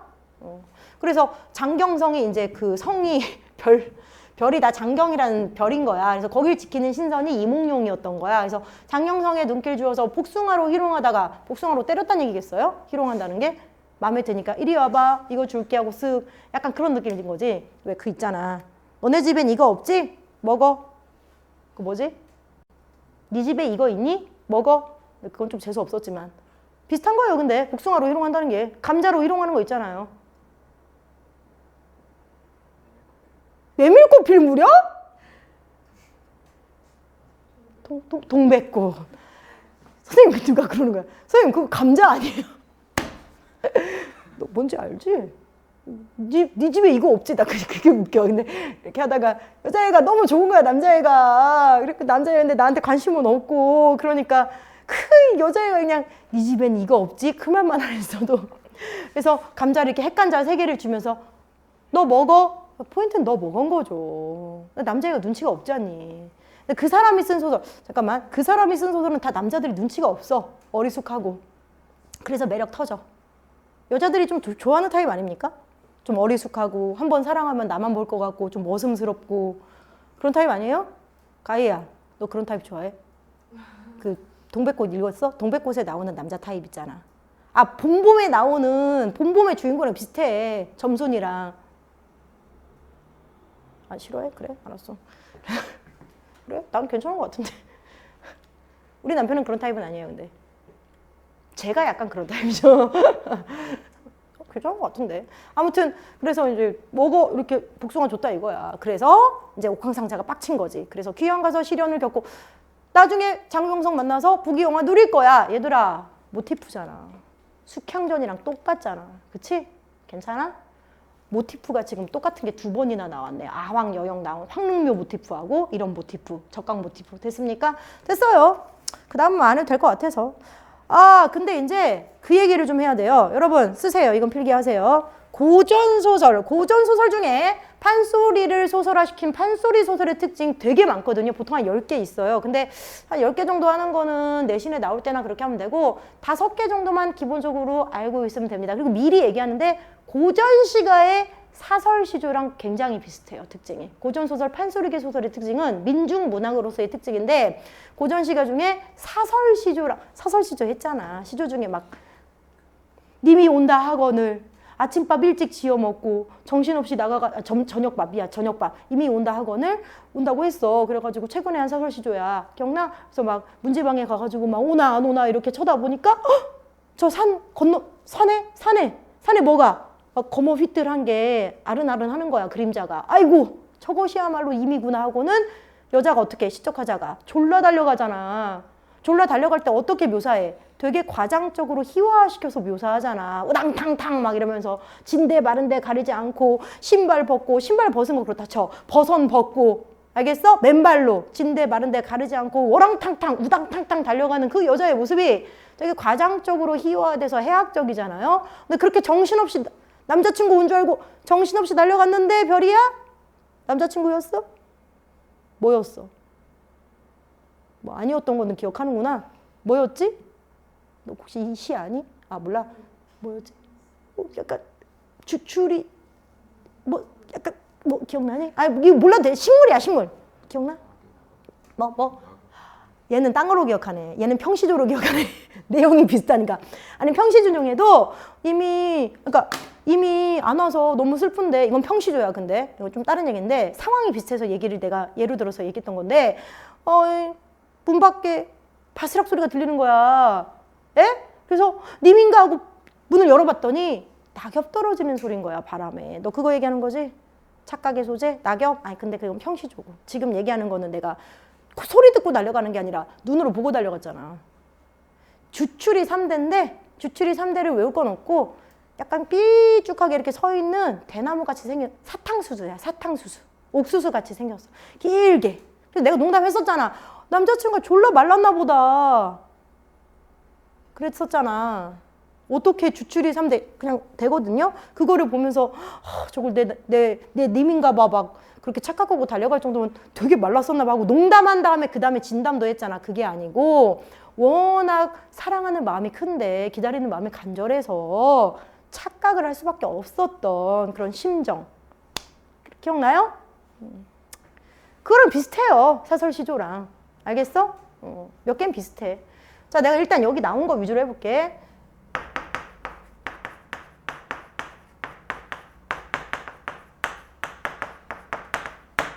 민중문학이잖아요. 일단 해학. 이거 잊지 마시고 해학도 있고 풍자도 있는데 보통 해학성이 좀 강하지. 이것도 당연히 있고. 풍자 알지? 돌려서 비판하는 거. 참고로 판소리 그 춘향전의 풍자는 어디가 제일 풍자가 잘 나타나겠어? 마지막에 암행어사 출도요 해가지고 알지? 그 변사또 생일잔치에서 다 때려 부시잖아. 암행어사 나타나서 이 개새끼들 막 약간 이런 느낌으로 죄송합니다. 봉고파직해라 해서 다 때려 부시잖아. 그 부분 얼마나 통쾌하게 백성들이. 탄가놀이가 막 민중의 그 피 같은 돈을 뺏어가지고 막 그렇게 막 호화스럽게 잔치하고 그 부분 있잖아. 근데 그 부분에서 암행어사 출도요 하면서 이제 잡으러 오니까 거기 그 변사또 포함해서 관리들이 운복 영감만 빼고 걔는 이제 눈치 빠르게 빠졌지. 그래서 그 관리들이 미친 듯이 도망치는데 그때 도망칠 때 얘네가 너무 정신이 빠진 거야. 그래서 어떻게 도망치냐면 머리에 갓을 써야 되잖아요. 근데 머리에 소쿠리를 쓰고 도망치고 정신 빠졌으니까 머리에 소쿠리 쓰고 이런 것도 희화화예요. 그 다음에 이건 좀 말하기 좀 그런데 정신이 없어서 오줌을 누는데 오줌을 남자들이다. 오줌 왜 그 부분이 생각이 났지? 오줌 누는데 정신이 너무 없어서 암행어사 출도요 그러니까 칼집을 쥐고 오줌을 놔요. 칼집 칼. 그러니까 이제 쉽게 말하면은 그냥 바지에 쌌다는 얘기지. 이해하는데 못하는 척 하는 거 아니지? 뭔지 알지? 뭐 좀 어문에 칼집 쥐고 오줌 싸면 되겠어요? 아이씨. 웃기잖아요. 웃기잖아. 오줌 쌀 때 칼집 쥐고 바지에 쌌다는 얘기잖아요. 뭔지 아시겠죠? 그 다음에 이제 이런 얘기도 있다. 변사또는 진짜 정신이 없는 거야. 그래서 막 목이 말라. 근데 이제 목이 마르니까 목 마르다. 물 들여라. 이래야 되는데 야, 물 마르다. 목 들여라. 막 이래. 이런 겁니다. 얘네가 막 바지에 똥을 싸고 막 그러거든요. 탄가놀이들이 막 도망치면서 정신도 없고. 자, 이런 부분들이 춘향전의 대표적인 풍자적 장면이에요. 알겠어? 희화화도 있고 웃기기도 하고. 자, 두 번째. 이건 이제 1번의 해학하고 연결되는 건데 방금 말했지만은 당연히 과장적 희화화가 많고요. 과장적인 표현을 쓰는 희화화 많고 그 다음에 3번 음성상징어도 많은 편이에요. 음성상징어. 묘사가 두드러져서 음성상징어도 꽤 많습니다. 4번 이게 원래 판소리, 즉 노래였기 때문에 음악성이 되게 중요하거든요. 그래서 음악성이 강조된 표현이 많아요. 음악성이 강조된 표현. 이제 음악성이 강조된 표현이라는 건 뭐냐면은 일단 얘가 대사를 칠 때도 의외로 마치 시조나 가사처럼 사음보가 나타날 때가 꽤 있고요. 대사 칠 때. 그 다음에 문장 자체가 유사한 문장 구조가 반복될 때가 많아요. 이건 이제 나열이 되죠. 나열, 열거. 이런 식으로 음악성을 강조하기도 합니다. 어때요? 괜찮아요? 그 다음에 5번째. 비유적 묘사가 많아요. 다른 고전소설에 비해서 비유적 묘사가 많고. 하나만 더 하자. 아까 얘기했던 거라서 할까 말까 했는데 해야지. 중요한 거니까. 서술자의 개입이 그냥 나타난다 정도가 아니야. 나타난다가 틀린 말은 아닌데 나타난다 정도가 아니고 되게 두드러진다라고 해요. 두드러진다. 서술자의 개입이 두드러진다. 예를 들어서 꼭 서리법, 뭐뭐 하랴 이런 서리법뿐만 아니라 이것 좀 보소, 이것 좀 보소, 뭐뭐 하는구나, 똥을 싸는구나, 탐관오리를 똥 싸고 도망가는구나 이런 거 알겠어? 말을 직접 건네는. 그래서 뭐뭐 하랴 서리법, 이것 좀 보소, 춘향이 거동 보소, 월매 거동 보소, 아니면은 똥을 싸는구나 뭐 이런 거 알겠어? 괜찮아? 이런 거 서술자의 개입이라고 하는데 굉장히 두드러진. 됐어? 응? 응. 됐죠? 유사한 문장 구조의 반복, 나열. 참고로 눈 아파. 이렇게 유사한 문장 구조의 반복과 나열, 이걸 다른 말로 이제 고전 이 소설의 판소리계 소설의 특징 할 때 나오는 얘긴데 내신에는 나오는데 수능엔 잘 안 나와. 내신에는 나와. 근데 확장적 문체라고 하기도 해요. 확장적 문체라고 하기도 해요. 이렇게 유사한 문장 구조가 계속 반복되면서 뭔가 나열되잖아. 그러면 확장적 문체, 그러니까 장면 자체를 확장시켰다는 거야. 별거 아니고 그냥 와 얘네 정신없네. 이거를 뭐는 뭐하고 오줌 쌀 때 뭐 칼집 쥐고 뭐 똥 싸면서 바지 안 내리고 이런 식으로 약간 알겠어? 장면 자체를 약간 유사한 문장 구조 반복하면서 장면을 확장해버려. 그래서 이런 걸 확장적 문체 혹은 장면의 확장? 같은 얘기야. 장면을 확장시켰다고. 확장적 문체, 장면의 확장. 됐습니까?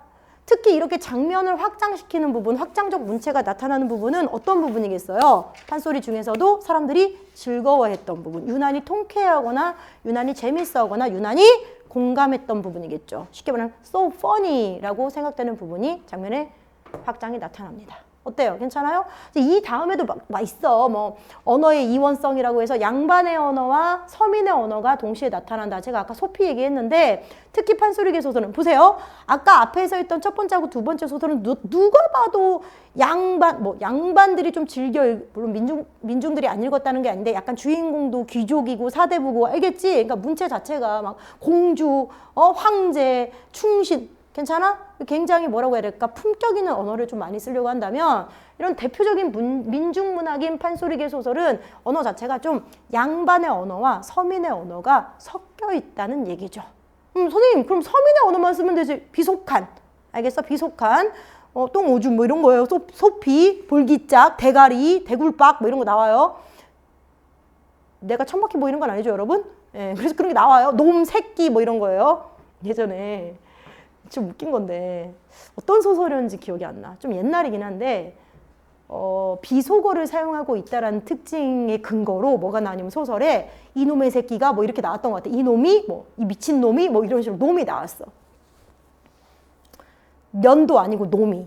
근데 그게 이제 비속어를 사용하고 있다는 특징, 서술상의 특징의 근거였던 거야. 놈? 이놈이? 딱 그거야. 이놈이? 어디서 감히? 뭐 이런 거였거든. 비속어 사용하고 있다. 근데 그걸 틀렸어 학생이. 좀 옛날이긴 해. 문제 자체가 좀 옛날스럽지 않니? 근데 걔가 그랬단 말이야. 선생님 놈이 비속어예요? 난 처음에 비속어가 뭔지 모르는 줄 알고. 비속어는 있잖아 속된 말 욕설 같은 거야. 놈을 못 찾았구나 그랬더니 걔가 딱 그런 아니요 놈은 읽었는데 놈이 비속어예요? 그러는 거야. 내가 이렇게 써담아 주면서 이 가엾 쓴 것 평소에 무슨 말을 듣고 사니 내가 어이구 말해서 놈이 비속어예요.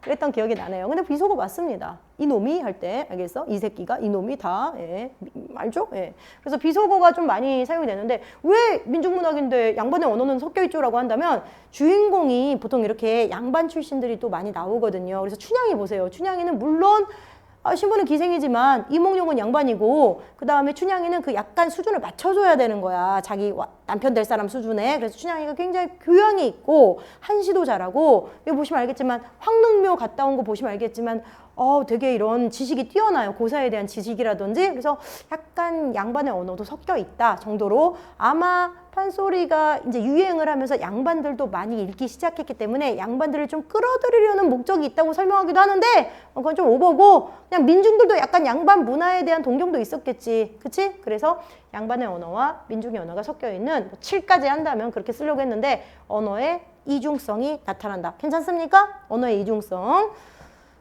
예. 그래서 여러분한테 질문을 좀 해야겠네요. 내가 과장적 희화만 썼구나. 여기다 하나만 더 써야겠다. 과장적 희화. 이제 여기다 써줄게 그냥. 과장적 희화도 해악이고 그 다음에 언어 유의도 써줄게. 아까 얘기했는데 까먹었네. 언어 유의가 잘 나타난다. 언어 유의. 말장난이요. 해악. 언어 유의. 말장난 나타나면 해악입니다. 웃기다 이거예요. 야 말해봐. B야. B야. B에서 찾아. 언어 유의. B에서 언어 유의 찾아.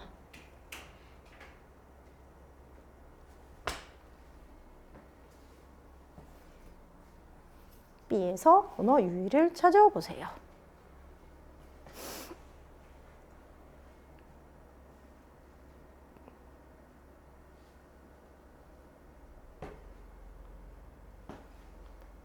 30초 더 드리겠어요. 30초면 충분히 끝까지 읽을 것 같아요. 여기 언어 유희가 있다고 했잖아요.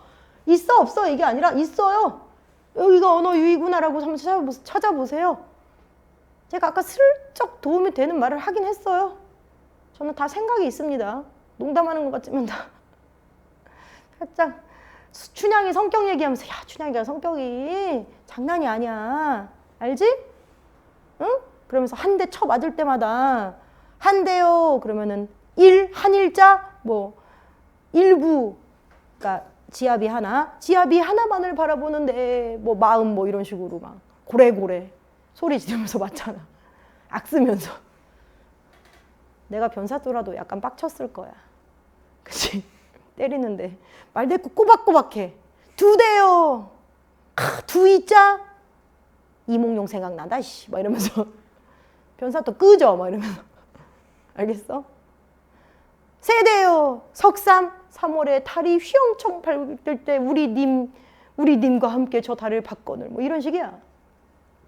네 대요. 넉사자 죽을 사자 이렇게 해가지고 죽더라도 나는 우리 님 보고 죽겠어. 이런 식이야. 그래서 30대 쳐맞아 그렇게. 이제 아시겠죠? 난 누구는 안다는 눈빛을 나한테 보냈어. 그건 바로 별이었어. 별이야 너 알겠지? 말해. 아예 눈빛이 딱 난 알아 이런 눈빛이었어. 빨리. 그런 눈빛을 보낸 적이 없는데. 내가 봤다니까. 이거군. 아니야? 내가 원래 똥촉이잖아. 알지? 아니야? 알잖아. 그래 알았어. 그럼 그런 눈빛은 안 보냈지만 네가 생각하는 답 말해봐.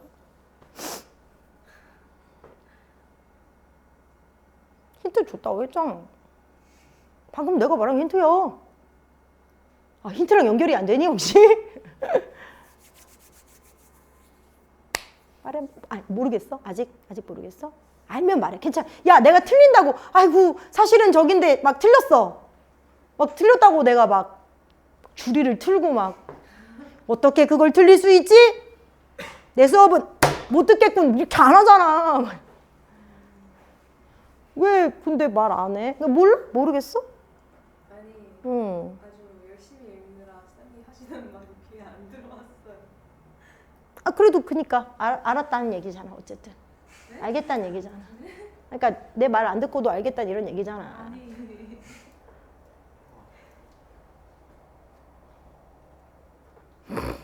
시준이 어디야? 뭐라고? 원미란이 무엇이냐? 그 다음이 아니면 여기야. 원미란이 무엇이냐? 여기야? 아니면 그 뒤에 도? 정확하게 그 뒤에 죽을 먹어도 이 죽을 먹고. 예, 맞습니다. 이 죽에 체크하세요. 잘했어. 이 밥을 먹지. 보이세요? 이 죽을 먹고 이 밥을 먹지. 원미란이 나는 싫다. 뭔지 아시겠어요? 이 죽은 이제 이 이자가 그러니까 쌀밥으로 만든 죽을 옛날에 그러니까 북한 사람들은 쌀밥을 이밥이라고 해. 이밥. 옛날에 그랬어. 고어에 있어. 이밥 먹는다 그러면은 이 밥인데 이게 백미로 만든 알겠어? 하얀 쌀밥을 이밥. 그래서 왜 옛날에 너네는 이런 거 모르겠지만 북한 사람들의 뭐 꿈이 이렇다는 거야. 괴기국에 걔네 괴기국이라고 하거든. 괴기국에 이밥을 배불리 먹으면 뭐 지상 낙원이 줘 뭐 이렇게 막 말. 예? 고깃국에 이밥 쌀밥 말아서 먹으면 그것이 지상 낙원인데 우리 김일성 수령님이 우리 모두 그렇게 괴기국에 이밥을 배불리 말아먹게 해주신다고 했다고 막 그러면서 그런 게 있었어요.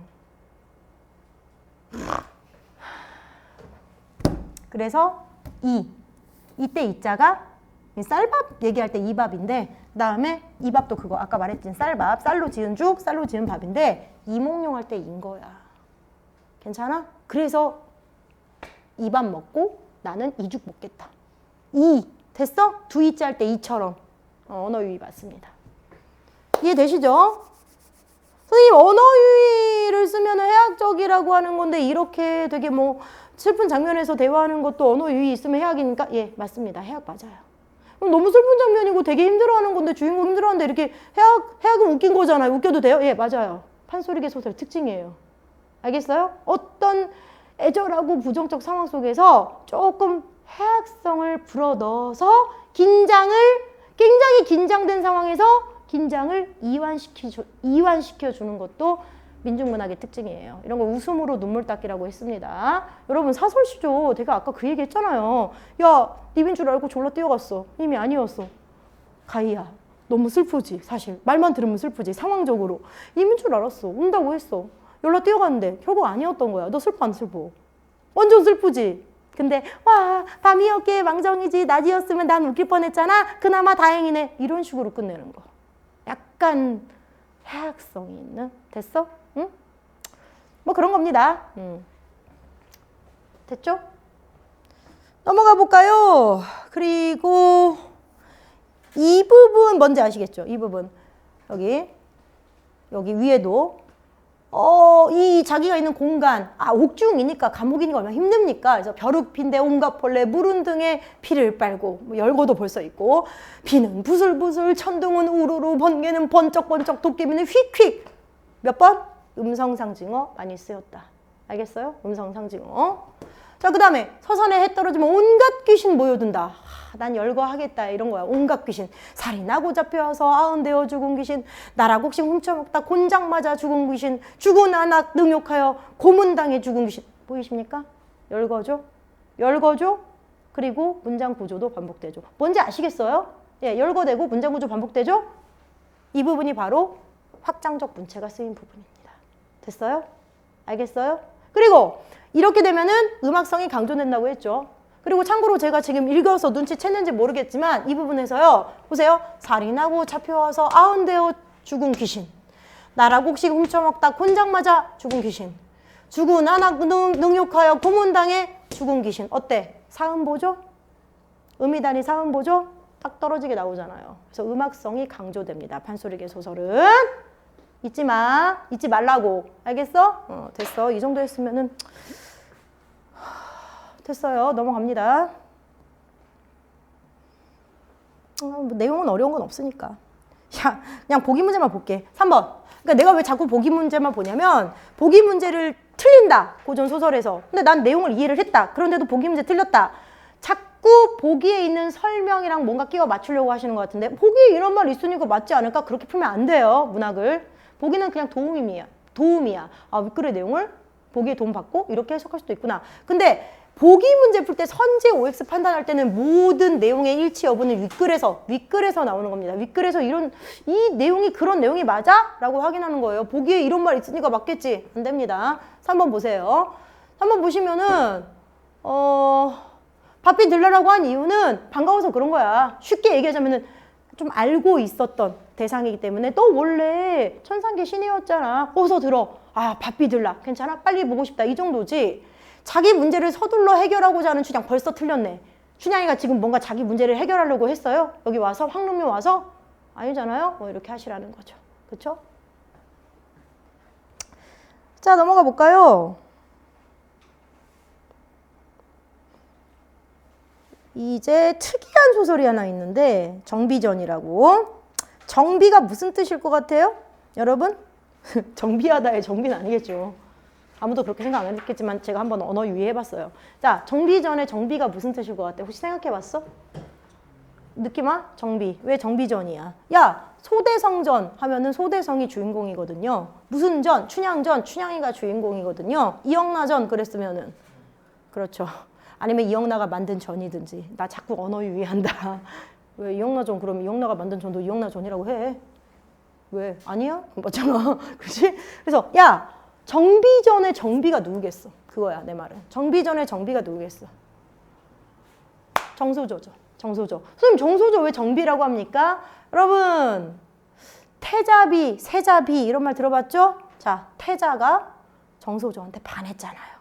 얼마큼 반했어? 심지어 이 여자랑 결혼하려고 여장하고 태자가 한나라의 태자 황제가 되는 사람이에요. 여장하고 들어갔어. 근데 우리는 이게 그렇게 낯설지만은 않죠? 왜? 너 구운몽에서 내가 양소유 얘기했었지? 구운몽의 양소유 기억하시죠? 네, 남잔데 나는 예쁜 여자인지 확인하고 결혼할 거임. 그러면서 정사도되게 야 희수야 너무 공감하는 거 아니야? 나는 예쁜 여자인지 확인해야 결혼할 거임. 그러고는 여장하고 검은 고 하나 들고 정소조 집에 들어가 저기 정사도 집에 들어가서 얼굴 보고 왔잖아. 확인하고 왔잖아. 그리고 결혼했잖아. 우왕 이쁘다. 괜찮아? 그래서 남잔데 심지어 태자야. 태자인데 한나라의 태자가 와 결혼하려고 저 여자 너무 마음에 들어하고는 그 여자랑 친하게 지내려고 여장하고 들어갑니다. 근데 이제 정소조의 상황이 뭔지 아시죠? 자기 아버지가 전쟁에 나가서 지금 뒤까지 읽어보셨으면 알겠지만 졌어요. 져서 지금 맨 마지막에 나와 이쪽 라인에 나와요. 정소조의 아버지인 정원수, 원수라는 건 직책 이름이니까요. 대원수 여기 나오잖아요. 여러분이 읽었다는 전제에 얘기할게요. 여기 중략 보면 아시겠지만은 져가지고요. 지금 잡혀 있었어요. 그쵸? 잡혀 있었어. 그래야지. 그래야 딸인 정소조가 가서 구해주고 그럴 거 아니야. 에이, 알면서 그래. 그래서 이제 이렇고 아버지가 무사히 돌아오고 자기가 아버지와 다시 만나기를 기원하는 마음으로 절에 있었는데 주소저 누굽니까? 주소저 누구예요? 태자죠? 여러분은 꼭 기억하세요. 태자가 주소저라고 자기를 얘기했다. 그러니까 머릿속에 다음부터 주소저 나올 때는 다 태자다. 이걸 항상 변환해야겠다라고 생각하세요. 머릿속으로. 그냥 막 이렇게 끌려가지 말고 여자가 아니야. 태자가 주소저. 알겠지? 자기 주소저를 거짓말한 거야. 주상공댁 소저라고 주소저라고. 그러고는 나도 너랑 같은 사정이야 하면서 막 손잡고 얘기도 하고 만단정해를 나누는. 근데 정소저도 싫어하지 않아요. 왜요? 같은 여자라고 같은 여자라고 생각했을 거고. 저는 그렇게 생각해요. 만단정해를 나눴는데 이 여장한 태자와 그러면서 정소저가 전혀 싫어하지 않았다. 이게 첫 번째는 뭐 같은 여자끼리니까, 두 번째는 같은 처지라고 지금 얘기했잖아. 물론 태자는 거짓말했지만 같은 처지다. 나도 우리 아버지 때문에 왔다. 뭐 이런 식으로. 근데 두 번째는 저는 이건 약간 케미컬적인 문제인데 나는 그런 생각이 들어. 내가 남자로서 얘가 싫어. 진짜로 싫어. 그러면 얘가 여장을 하고 왔을 때도 뭔가 그럴 것 같지 않을까? 얘야? 내가 진짜 남자로서 얘가 그냥 싫어. 케미컬이 안 맞아. 그러니까 인간적으로. 그럼 걔가 이제 여장하고 나한테 왔다고 해서 내가 걔가 좋을까? 그런 생각이 좀 들죠. 그래서 아마 좀 마음에 든 거 아닌가, 인간적으로 마음에 들었다는 걸 좀 이렇게 깔아주는 거 아닌가, 그런 생각 하실 수도 있지 않나. 괜찮아요? 저희 남편 얘기를 해보자면, 제가 뭐 아시겠지만 저희 남편을 20년 전에 처음 만났을 때 저는 정말 케미컬적으로는 완벽하다고 생각했거든요. 저한테 화학적으로 완전히 그냥 제가 너무 좋아. 아니 뭐 그렇게 얘기할게요. 아무튼 근데 제가 결혼할 때, 결혼하기 전에도 봤어. 근데 이제 저희 형님, 남편의 누나죠. 저희 남편보다 2살 많나? 3살 많나? 3살 많은 것 같은데? 3살 많은데 제가 우리 형님 보고 깜짝 놀랐잖아요. 그러니까 뭐냐면은 우리 남편하고 너무 닮았어. 진짜. 우리 남편이 여자로 태어나면 딱 그렇게 생겼어. 근데 너무 놀란 건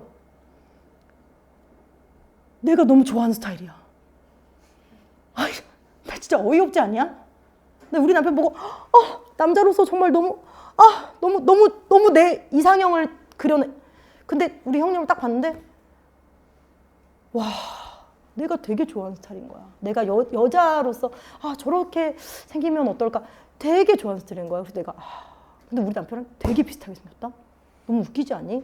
약간 이렇게 외양 문제 이런 거는 좀 케미컬적인. 저는 이거 보면서 약간 그런 걸 느꼈거든요. 그래서 약간 둘이 케미컬이 나쁘진 않구나. 뭐 중요하진 않은데 아무튼 그래서 뭐 제일 중요한 건 뭡니까? 뒤로 넘어가시면 여러분, 제가 계속 그 얘기하는데 여러분이 지금 굉장히 꼼꼼하게 공부를 하셔야 되고 답의 근거를 다 찾아야 되는 이유가 어쩔 수가 없는 게 촉을 발달시켜야 되거든요. 왜냐면 시험 볼 때는 시간 안에 막 좀 빨리빨리 이렇게 생각을 해야 되고 답의 근거도 빨리빨리.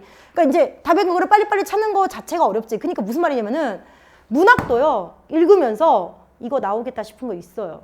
진짜요. 나오겠다 싶은 거 있어요. 그게 뭐냐면 여러분도 좀 느낄 거예요. 이거 나오겠는데 딱 보면은 이거 신경 써서 안 헷갈리겠다. 사람 이름이 일단 3명이 비슷하게 나와. 뭔 소죠. 헷갈리겠네. 잡아두는 거예요. 얘가 이거고 얘가 이 일했고 얘가 이거 했고. 그러니까 헷갈리는 지점이 시험에 나올 수밖에 없어요. 너네가 읽으면서. 알겠어? 이거 읽으면서 진짜 뻥 안 치고 그런 친구 나 봤는데 나올 거라고 생각하는 거예요. 왜? 지도 좀 헷갈리게 생겼거든. 그렇다고 어렵진 않아요. 그냥 헷갈리는 거예요. 그러니까 미리 잡아두는 거죠. 여러분 보세요. 주소죠. 즉 태자가 소원을 빌면서 2번 던져요. 예? 돈을. 근데 이 새끼는 참 이상한 게 한 번은 내 소원이 이루어지면 방 안에 떨어지게 해주세요. 방 안에 떨어졌죠? 근데 한 번은 내 소원이 이루어지면은 방 밖에 떨어지게 해주세요. 방 밖에 떨어졌죠? 뭔지 아시겠어요? 한 번은 방 안, 한 번은 방 밖인데 둘 다 소원이 이루어지는 쪽으로 나온다는 겁니다. 그쵸? 그쵸? 안, 밖, 둘 다. 근데 정소저는 3번의 소원을 비는데 아시겠지만 첫 번째 소원은 안 이루어지는 쪽으로 나와요. 그쵸? 그것도 확인하셨어요? 첫 번째 소원? 우리 아버지가 전쟁에서 빨리 돌아와서 승리하고 돌아와서 예? 좀 빨리 아버지를 만났으면 안 된대. 그리고 확인해 보세요. 정소저는 셋 다 자기 소원을 빌면서 내 말이 이루어질 거면은 돈이 다 방 안에 떨어지라고 하거든요. 방 안, 방 안, 방 안. 근데 한 번은 방 바뀌고 아버지가 졌잖아, 전쟁에서. 그리고 2번하고 3번째는 방 안에 떨어졌어요. 뭔지 아시겠죠? 정리하셔라 얘기예요. 정리하셔라. 방 안, 방 밖. 뭔지 알겠니? 방 안, 방 밖. 소원이 이루어졌다? 안 이루어졌다. 그러니까 이제 얘는 둘 다 이루어지는 건데 한 번은 방 안, 방 밖. 그러니까 정확하게 나온 거야. 답이 뭐였어요? 이제 기억도 나야 돼. 뒤에 보면은 답이 그건데 태자가 2번째 소원 빌 때 동전이 방 밖에 떨어지죠? 안 이루어진다는 얘기예요? 아니요. 이루어진다는 얘기였어요. 처음부터 빌 때부터 방 밖에 떨어지라고 했거든요. 이런 부분이 나오는 거예요. 알겠어? 출제자도 다 생각이 있습니다. 그러고 나서 그러니까 이게 여성 영웅적인 어떤 능력이 여성 영웅적인 부분이 있는 소설이라서 저기 자기 아버지 직접 구하러 가는 거야. 알겠지? 정소저가 소년 장수로 이제 남장을 하고는 구하는 거야. 그러고 나서 자기 아버지가 아들을 못 알아보고 이 소년에게 소장이 이제 아버지가 제주가 용렬하여 태공을 이루지 못하고 황제를 생각하니 어찌 한심치 아니하며 쳤으니까 이 땅에 잡혀 죽음을 변치 못하게 되었던 천만으로 장군의 구조함 이 소년 자기 딸이죠. 장군의 구조를 입어 총명을 보존해서 부모 자식을 상봉하게 하니 그 은혜를 어찌 너무 감사합니다 하고 자기 딸한테 얘기했더니 그 다음에 딸이 이제 붙잡고 얘기하는 거지. 아버지 저예요. 왜 못 알아봐. 그러고 나서 태자랑 결혼합니다. 그래서 제목이 정비전이에요. 태자 비할 때 비예요. 알겠어요? 넘어갑니다. 맨날 나오는 많이 나오죠. 근데 이제 13번에 사실 얘는 대화가 소설의 대화가 만약에 없잖아? 그러니까 너무 맞는 말인데 얘는 솔직히 소설에서 뭐 대화를 통해서 드러냈나 이거를 확인하기 전에 보통 대화가 나오면 상황을 얘기하는 거니까. 근데 이게 너무 사실 맞는 말이야. 거꾸로 말하자면은 어떤 소설에 근데 고전 소설에선 그런 적 한 번도 못 봤거든. 근데 현대 소설 왜 소설은 거의 대화잖아. 대화가 기본이고 거기에 이제 서술자의 개입이라든지 그런 것도 들어가고 그 다음에 대화 뺀 나머지 부분이 있는 건데 진술도 있고 묘사도 있고 이러는 건데 근데 만약에 소설에서 대화가 없다? 100% 나와. 대화가 없네. 여러분 소설에서 대화가 없다는 거는 고전 소설에서는 거의 없고요. 현대 소설일 경우가 많은데 대화가 없다는 건 거꾸로 말하자면 어떻게 되는 거냐면은 대화 없이 주인공 혹은 인물이 서술자가 주인공으로 삼은 인물의 내면 중심으로 간다는 얘기예요. 내면 중심. 그럼 어떻게 됩니까? 그 소설의 서술상의 특징은 내적 독백이 많다 이렇게 되는 거죠. 알겠어요? 내면 중심으로 서술하고 있다 이렇게 되는 거죠. 알고 계세요? 대화가 없는 소설은 거의 없거든요. 그러니까 특이점이 좀 있는 거죠. 만약 대화가 없다면 애초에 잡았어야 돼요. 얘는 안 되겠네. 했고 마지막인가요? 맞았겠지 하면서 그냥 보는 거예요. 자, 태자가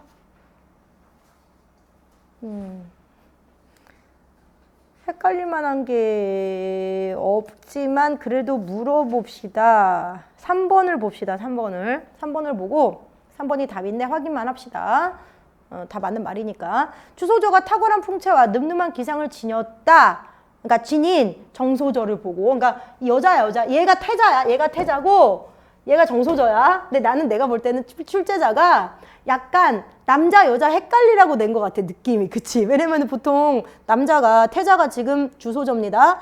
남자가 여자를 보고 반할 때 말이죠. 보통요. 저 여자가 탁월한 풍채와 늠름한 기상을 지녔군. 그렇게 반하는 거 거의 없어요. 이 특이한 거예요, 사실은. 고전소설에서도요, 보통 남자가 여자를 보고 반하면, 물론 그 여자가 막 절세, 무공이 있어도 굉장히 아름다운 미녀의 모습, 약간 그렇게 섬섬옥수가 어떠고, 이 절세 미인으로 나오지, 호호, 탁월한 풍채, 늠름한 기사, 이건 거의 90%는 남자에 대한 묘사거든요. 그렇죠. 그러니까 낸 거야. 야, 태자가 이 여자 이걸 보고는 깜짝 놀랐다. 너무 좋았다는 거야. 마음에 쏙 들었다는 거야. 애초에 이 여자를 멀리서 보고 마음에 들어서 여장하고 들어온 거거든. 정말 이 여자가 괜찮은 여자인 거 확인해 보려고 가까이서. 근데 여자 너무 괜찮은 거야. 근데 이게 여성 영웅적인 능력을 지니고 있는 주인공이라서 이런 표현을 한 거예요, 사실. 됐습니까? 근데 무슨 정소저가 자기 실체를 숨겨. 그쵸? 정소저가 자기 실체를 상대에게 숨기는 수단으로 복장 전환한 거는 싸움터 갈 때예요. 알죠? 중략 이후예요. 중략 이후. 됐죠? 이거는 그냥 좋았어요. 좋았다는 거예요. 남자가 여자한테 반한 거예요. 됐죠? 일부러 헷갈리게 된 거죠. 여기부터 남장하고 있었던 거 아니야? 남잔 줄 한 거 아니야? 약간 이런 느낌으로. 재밌어. 여러 가지로 재밌는 소설이야. 그 다음에 얘는 근데 할 말이 없다. 얘가 제일 쉬워. 5번째지 얘가. 자 보세요. 태건지. 얘는 이제 쉬운데 좀 독특한 성격이 있고 바로 그 독특한 성격이 바로 보기에서 그대로 나온 거야. 그래서 물어보면 볼게. 이 소설의 특이점. 이런 거는 너희한테 이제 원래 물어보고 끝내야 되는데 이 소설의 특이점. 고전 소설은 보통 주인공이 이제 영웅적 능력이 있다든지 아니면은 나라를 세우는 황제가 된다든지 뭐 그런 거 있잖아, 주인공이. 근데 고전소설은 보통 이제 그런 주인공의 조력자가 나옵니다. 그래서 주인공이 영웅으로서 겪는 시련과 고난이 있는데 그걸 극복하는 과정에서 조력자가 나오고 보통 조력자들이 좀 초월적 존재일 때도 있고 그냥 사람일 때도 있고 이런 거예요. 두 번째. 근데 보통 지금 우리가 몇 개 했지만 영웅적인 능력을 보이는 주인공들이 조력자의 도움을 받긴 받는데 보통 어떤 식으로 받냐면 내가 전쟁에 나가야 돼. 나는 근데 원래 천상계 존재야. 나는 도술도 써. 둔갑술도 쓸 수 있어. 어느 정도 잠재력이 있어. 근데 이제 내 스승님이 무슨 철관 도사, 무슨 도사가 누구야. 네가 이번에 황제를 구하려면 이게 필요할 거다. 그러면서 뭐 용의 비늘로 만든 갑옷을 준다든지 아니면은 용이 변한 말을 준다든지 원래 용마야. 용이 변한 말이야. 그래서 막 하늘을 날아. 이런 걸 준다든지. 알겠습니까? 그럼 하늘에서 그냥 야 그쪽으로 가지 말고 저쪽으로 가 이런 식으로 알려준다든지 하늘에서 야 그쪽에 없어 황제 저쪽에서 황제가 지금 다굴당하고 있거든 그쪽으로 빨리 가 이렇게 그냥 그 정도예요. 됐어요? 근데 실제로 문제를 해결하는 거는 초월적 능력 혹은 신기한 능력을 발휘하는 영웅 스스로 주도적으로 해결을 하죠. 조력자 도움 받아서 그 정도란 말이야. 근데 이 소설은 되게 특이한 게 뭐야? 아니 끝까지 읽어보면 알겠지만은 야 주인공 이름 뭐더라? 나중에 황제 되는 사람, 나라를 세울 사람, 임 뭔데? 찾아봐. 임 뭐야? 임성? 맞아? 임성? 뭐라고? 임성 맞지? 임성. 눈이 안 보여. 자, 임성이 주인공이래. 임성을 도와주는 애가 종황인가 종횡인가 그럴 거야. 웃긴 게 그 종황인가 종횡인가 얘가 주인공 같지 않냐? 그치? 얘가 문제를 다 해결해. 그래서 임성이 선생님 어떻게 하셨습니까? 뭐 이런 거야 뭐 이러면서 주인 덕분이죠 막 이러면서 겸손하게 얘기는 하지만 해결을 신기한 능력을 보이고 뭐 이러는 애는 다 그 종황인가 종횡인가 종황이냐? 종황이란 말이야. 그게 정말 특이한 거야. 그러니까 보기에서 말해주는 거야. 야 주인공이 조력자가 있어. 근데 조력자가 다 해결하네. 주인공은 오로지 덕성만 있을 뿐. 근데 그 덕성이 여기 나오지도 않아. 그게 좀 웃겨. 그래서 이게 어떻게 이어지냐면 자 뒤로 넘겨보세요. 얘가 나라를 세울 수 있는 옥새를 갖고 있는데 이 옥새를 쥔 사람이 나라를 세우는 황제가 되는 겁니다. 그런데 이제 거기 나오죠. 어떤 섬의 주인이 좀 신기한 능력이 있어서 얘를 잡아두는 거야. 옥새 내놔라. 안 된다. 이거는 하늘의 명을 받은 내 주인이 갖고 있어야 된다. 그러니까 이제 웃으면서 내가 볼 때는 너는 그 정도 능력이 안 돼. 라고 하는 거야. 알고 보니까 그 섬의 주인이 용왕이야. 광덕왕이라고 용왕인데 그러니까 나한테 넘겨 하니까 네가 내 주인을 못 봐서 그래. 네 주인이 어딨니? 네가 잡아갔잖아. 그래? 나한테 잡힌 놈이 네 주인이라고? 그러니까 내 말은 뭐냐면은 처음에 광덕왕도 그 여기 나오는 섬의 주인도 헷갈린 거야. 왜? 제가 능력이 있어 보이니까. 난 그게 웃긴다. 우리랑 똑같은 거야. 사람 다 똑같다고 광덕왕도 헷갈린 거야. 그러다가 우리 주인이 저기 있습니다. 하고 이제 자세히 보더니 하늘의 명이 당신에게 있군요. 죄송합니다. 뭐 이런 내용인데 그냥 좀 특이하다고요. 그쵸? 됐습니다. 신기해요, 신기해. 원래 이런 신이한 능력을 보이는 사람은 주인공이거늘 얘가 어떤 덕성이 있는 캐릭터로 나오는 거죠. 신이한 능력은 없지만. 다음 주 숙제는 이 뒤로 5개입니다. 이 뒤로 늘 말 안 해도 알죠? 이 뒤로 5개예요. 오케이? 자, 추가 숙제가 있는데 잠깐만. 너네 받아봐. 너 일단 줘봐. 아직 안 끝났어. 응. 고전 씨가 아까 말했잖아. 이거를 줄 테니까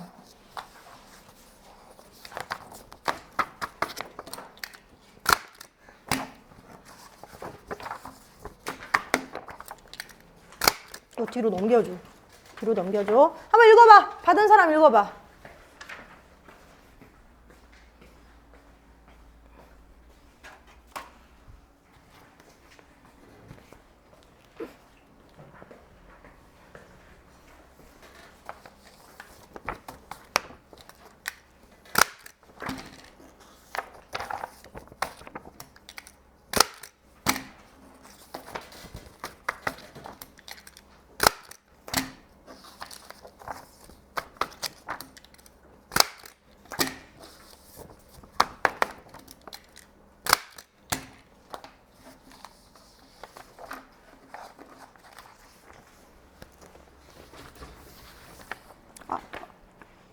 첫 번째 작품 읽어보세요. 이름 쓰세요. 이름, 자기 이름 쓰세요. 위에. 아파. 읽으면서 들으세요. 약간 추가, 이게 이제 우리가 고1 때 고전 시가를 좀 했기 때문에 고1 고전 시가를 5개년을 다 끝냈죠? 해석하기 되게 어려운 작품은 아닌데 아무래도 약간 배경 지식을 알면 더 쉬워지는 거 아실 테니까. 그러니까 얘가 지금 주인공이 아이씨, 나 펴놓고 하고 싶은데. 아니, 펴놓고 싶은데, 잠깐만. 그러니까 주인공이래. 아까 소설하다가 화자가, 시적 화자가 이 쓴 사람, 죽창곡 쓴 사람이 이런 상황이다? 어떤 상황이냐면, 이제 젊은 나이에, 그러니까 양반이야. 양반이고, 자기 아빠는 관리야. 이미 관료야. 관직을 하고 있어. 근데 이제, 자기가 과거 시험 봐서 급제하기도 전에 가문에 자기 아빠도 아니야. 그냥 가문에 어떤 사람이 그 사람이 당쟁에 연루돼서 저기 가 있어. 성현이 안녕? 당쟁에 연루돼서 당파 싸움이죠. 그 연좌죄로 옛날에는 가문에 한 사람이 그렇게 걸려들면은 다 연좌죄로 같이 유배갑니다. 가문 전체가 재수 없으면. 그 연좌죄로 자기 아버지가 유배가게 된 거예요. 그러니까 아들인 자기도 같이 따라갔어요. 이게 뭔 말이냐면은 내 아버지도 나도 그렇게 큰 잘못이 뭐가 없는 거야. 그리고 참고로 자기는 관직도 못했어. 젊은 나이에. 관직하기도 전에 끌려갔으니까.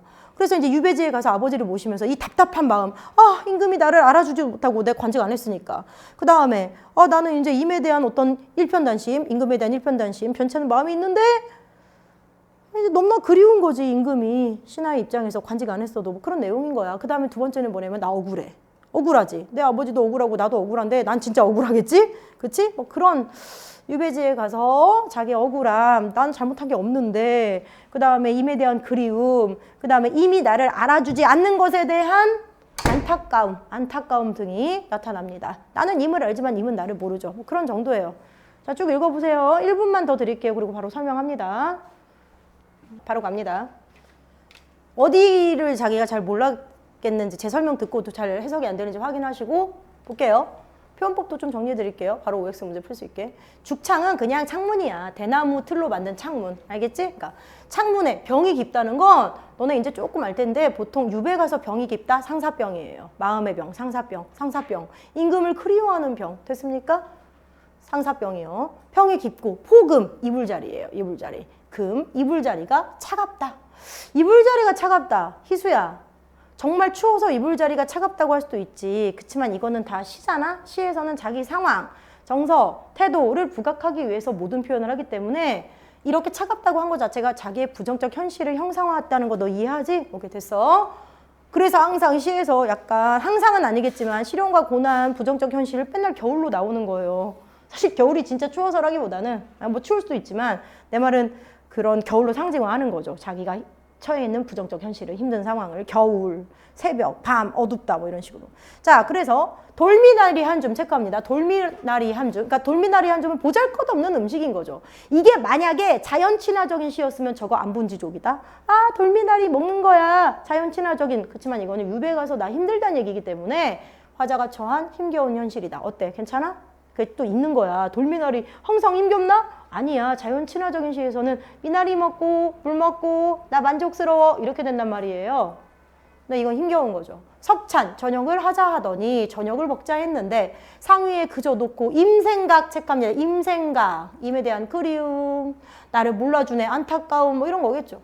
아리따운, 시옷디귿, 쌍디귿으로 있는 거 아시죠 이제? 아리따운, 쌍디귿, 아리따운, 임의 거동, 친한 적이 없건만은. 여러분 친한 적 없다고요. 왜요? 관직한 적이 없잖아요. 그냥 끌려갔잖아요. 그치? 유배지로? 관직한 적 없다고요. 안타깝죠. 안타까워. 불관한, 이렇게 임과 그렇게 크게 관계가 없었던, 그러니까 이제 이거랑 똑같아. 친한 적 없었던, 불관한, 관계 없는, 됐습니까? 친한 적이 없었던 이내 몸이 임을 쫓아 삼기오니, 삼긴다, 태어났다. 뭔 말이냐면, 임과 친한 적은 없지만, 불관하지만, 그래도 내 몸은 임금을 쫓아서, 임을 쫓아서 생겨났다. 우리는 천생연분이다. 내 입장에서는. 남자 입장에서는 좀 싫다. 그치? 괜찮아? 월노, 월화노인이라고 하는데 아신지 모르겠지만 월화노인이라고 약간 신령님 같은 건데 인연을 맺어주는 붉은 실을 이렇게 이어주는 그런 인연의 끈을 메었는 것인가? 인연의 끈을 메었는가? 알겠어? 인연의 끈이 있나? 연분, 임사의 연분이 하중하고 매우 중하고 그런데도 조물조가 새오던가 시샘했는가? 이렇게 연분이 중한데 조물조가 시샘했는지 내 방명함도 그지없다. 방명함, 운이 없다 이런 얘기입니다. 운명이 기박하다. 방명하다. 미인 방명 아시죠? 자, 운명이 기박한 거, 그러니까 이제 복이 없다 이런 얘기예요. 복이 없는 것도 끝이 없구나. 임과 못 만났으니까 만나지도 못하고 유배 왔네. 자, 28방년. 나는 너네가 다 알아서 얘기 안 했는데 가희야 이게 송민국, 삼인국 이런 계열에서 고전시가에서 유배 가서 신하인 자기를 여자의 임금을 남자에 빗대서 얘기하는 거다. 갑자기 28방년 그럼 보통 여자한테 하는 표현인데 남자라면서 이럴까 봐. 여자의 자기를 빗댄 표현이야. 알겠지? 좀 징그럽지? 근데 원래 그렇게 써. 주제를 좀 디테일하게 보여주려고. 28방년, 28에 16입니다. 꽃다운 16살 손꼽아 다다르니 왜? 그 나이가 되면 결혼할 수 있을 것 같아서. 그러니까 이제 여기서는 관직에 나아갈 수 있다 이렇게 생각한 거죠. 심리 벽도화, 심리나 되는 벽도화 복숭아꽃이에요. 심리에 복숭아꽃 핀 것 같이 구름이 있다 이런 얘기인데 구름이 험하다는 뜻이야. 험하다, 머흔, 험하다. 그러니까 구름이 험하다는 건 뭐야? 그만큼 내가 어디 시골에 짱 박혀 있다는 얘기거든요. 이미 나를 찾지 못하는 곳에 짱 박혀 있다 이런 얘기인데 어쨌든 구름이 험한 속에 나와 임 사이를 구름이 가리고 있다는 얘기예요. 알겠습니까? 유배온 자기 처지, 유배온 처지를 이렇게 표현하는 거예요. 구름은 장애물이에요. 뭣도 모르고 와 벽도와 꽃 같은 구름? 야 긍정인가 봐. 안 돼요. 유배 가서 쓴 거예요. 알겠습니까? 여기선 안 돼요. 그래서 구름은 험해. 그래서 내 소식 임 모르고 임의 집을 나는 몰라요. 알겠습니까? 유배와 있는데 멀리 떨어져 있는데 세상사에 마희고와 세상사에 마가 꼈다고요. 홍안이 복이 없어. 홍안은 젊은 여자 즉 납니다. 나라고 쓰세요. 젊은 여자 나. 자 내가 복이 없어. 하룻밤 논란, 하룻밤 마음을 놀라게 하는 우레와 풍우가 섞어치니 자 우레와 풍우 당쟁이겠죠. 비유죠. 당연히 실현과 고난이니까 말했잖아. 아까 당쟁으로 끌려갔다고 연좌죄 됐다고. 그래서 당쟁, 실현과 고난이 섞어치니 뜰 앞에 심은 규와 꽃입니다. 해바라기예요. 여러분 해바라기라는 것까지는 몰라도 돼요. 뜰 앞에 심은 해바라기, 꽃이 못 피어서 시들었구나. 규와는 뭘까요? 납니다. 나. 규환은 뭐예요? 나예요, 나. 알겠지? 내가 시들었다고. 뭐 때문에? 이것 때문에. 근데 내 잘못이야? 아니라고 했잖아. 한 고기가 흐린 물이 우리 관문에서 그 사람 하나가 잘못했는데 한 고기가 흐린 물이 온 연못을 다 더럽히는구나. 억울. 내 잘못 아니다. 이런 걸 좀 유식하게 말하자면, 유식하게는 아니고 문제에 나오는 좀 심화적인 문장으로 말하자면은 화자가 자기가 처한 부정적 현실의 이유를 외부적 원인으로 판단하고 있다. 이렇게 얘기합니다. 내 탓 아니라고요. 형극 밑에 나와요. 가시덤불. 가시덤불에 떨어진 불이 난해총, 난초와 해초와 같은 나죠, 난해총은. 안 그래? 난초, 해초같이 귀한, 아무런 죄가 없는. 그래서 난해총에 붙어오니, 그러니까 이제 가시덤불을 태우는 건 좋은데 나는 왜 태워? 이렇게 이해하시면 돼요. 나는 왜 태우는 거야? 내 잘못 아니잖아. 자, 그러니 내 얼굴 고운 줄을 이미 어찌 알으시고 화공의 붓끝으로 그려내어 올릴 손가. 그러니까 내 얼굴이 고운 줄 이미 모르니까 화공의 붓으로 내 얼굴을 그려내서 올려볼까? 나를 몰라주니까. 안타까워, 안 안타까워? 안타깝죠? 연년에 매년 아름다운 노래로 내 마음을 띄어다가 돋아볼까? 그럼 알아주실까? 대나무같이 고든 철개를 이미 더욱 모르시는구나. 됐습니까? 끝까지. 안타까워. 정리되죠? 바로 밑에 갈게요. 여러분 OX 문제 보세요. 여러분들은. 자, OX 문제 보시면 1번 의문형 진술 서리법 찾아보세요. 여러분 여기 이렇게 해줄까? 너네 위에 봐봐. 의문형 진술은 서리법을 찾아보시면 되는데 거의 맞는 말로 나올 거예요. 고전 시간은. 그래도 찾아보세요. 방금 했잖아요. 맨 마지막에 두 줄 했잖아. 화공의 붓끝으로 그려내어 올릴 손가. 서리법. 연년의 가곡으로 띄어다가 돋아올까? 서리법. 이거 말고도 위에도 있다. 그래서 5 맞습니다. 2번 비유적 표현. 여러분 아까 규화. 내 잘못 아닌데 꽃 같은 내가 지네. 한 고기. 저 새끼만 잘못했는데. 그 다음에 난해총. 꽃 같고 난초 같고 해초같이 귀한 풀인 내가. 괜찮아요? 자, 비유적인 표현으로 안타까움 맞죠? 그 다음에 시간의 흐름에 따른 전개 아닙니다. 화자의 심리 변화도 아니에요. 그냥 내적 분에 심화되는 걸 심리 변화라고 안 해요. X. 자, 그 다음에 4번 대꾸적 표현 찾아볼까요? 대꾸 밑에 두 줄. 여기 대꾸 문장 구조 반복. 화공의 붓끝으로 그려내어 올릴 손가. 연년의 가곡으로 띄어다가 돋아올까. 누가 봐도 문장 구조 반복되죠? 여기요. 뭐뭐하여 뭐뭐할까. 뭐뭐하여 뭐뭐할까. 됐죠? 자, 서리법도 얘기했고요. 그 다음에 여기도 대꾸법. 내 소식 님 모르고 님의 집 나 모를 때. 됐습니까? 대꾸법. 내 소식 임 모르고 끊어. 임 소식 내 모를 때. 대꾸법. 문장 구조 반복되죠? 이 정도는 이제 보이겠지. 자, 그 다음에 돌미라니 한 줌은 안본지족 좋아하시네. 알죠? 뭐예요? 공핍한 현실, 힘겨운 현실, X입니다. 이렇게 푸시면 돼요. 6번 X죠. 자체가 아니잖아요. 물고기 한 마리가 다 흐렸네. 이거죠. 난 잘못이 없는데.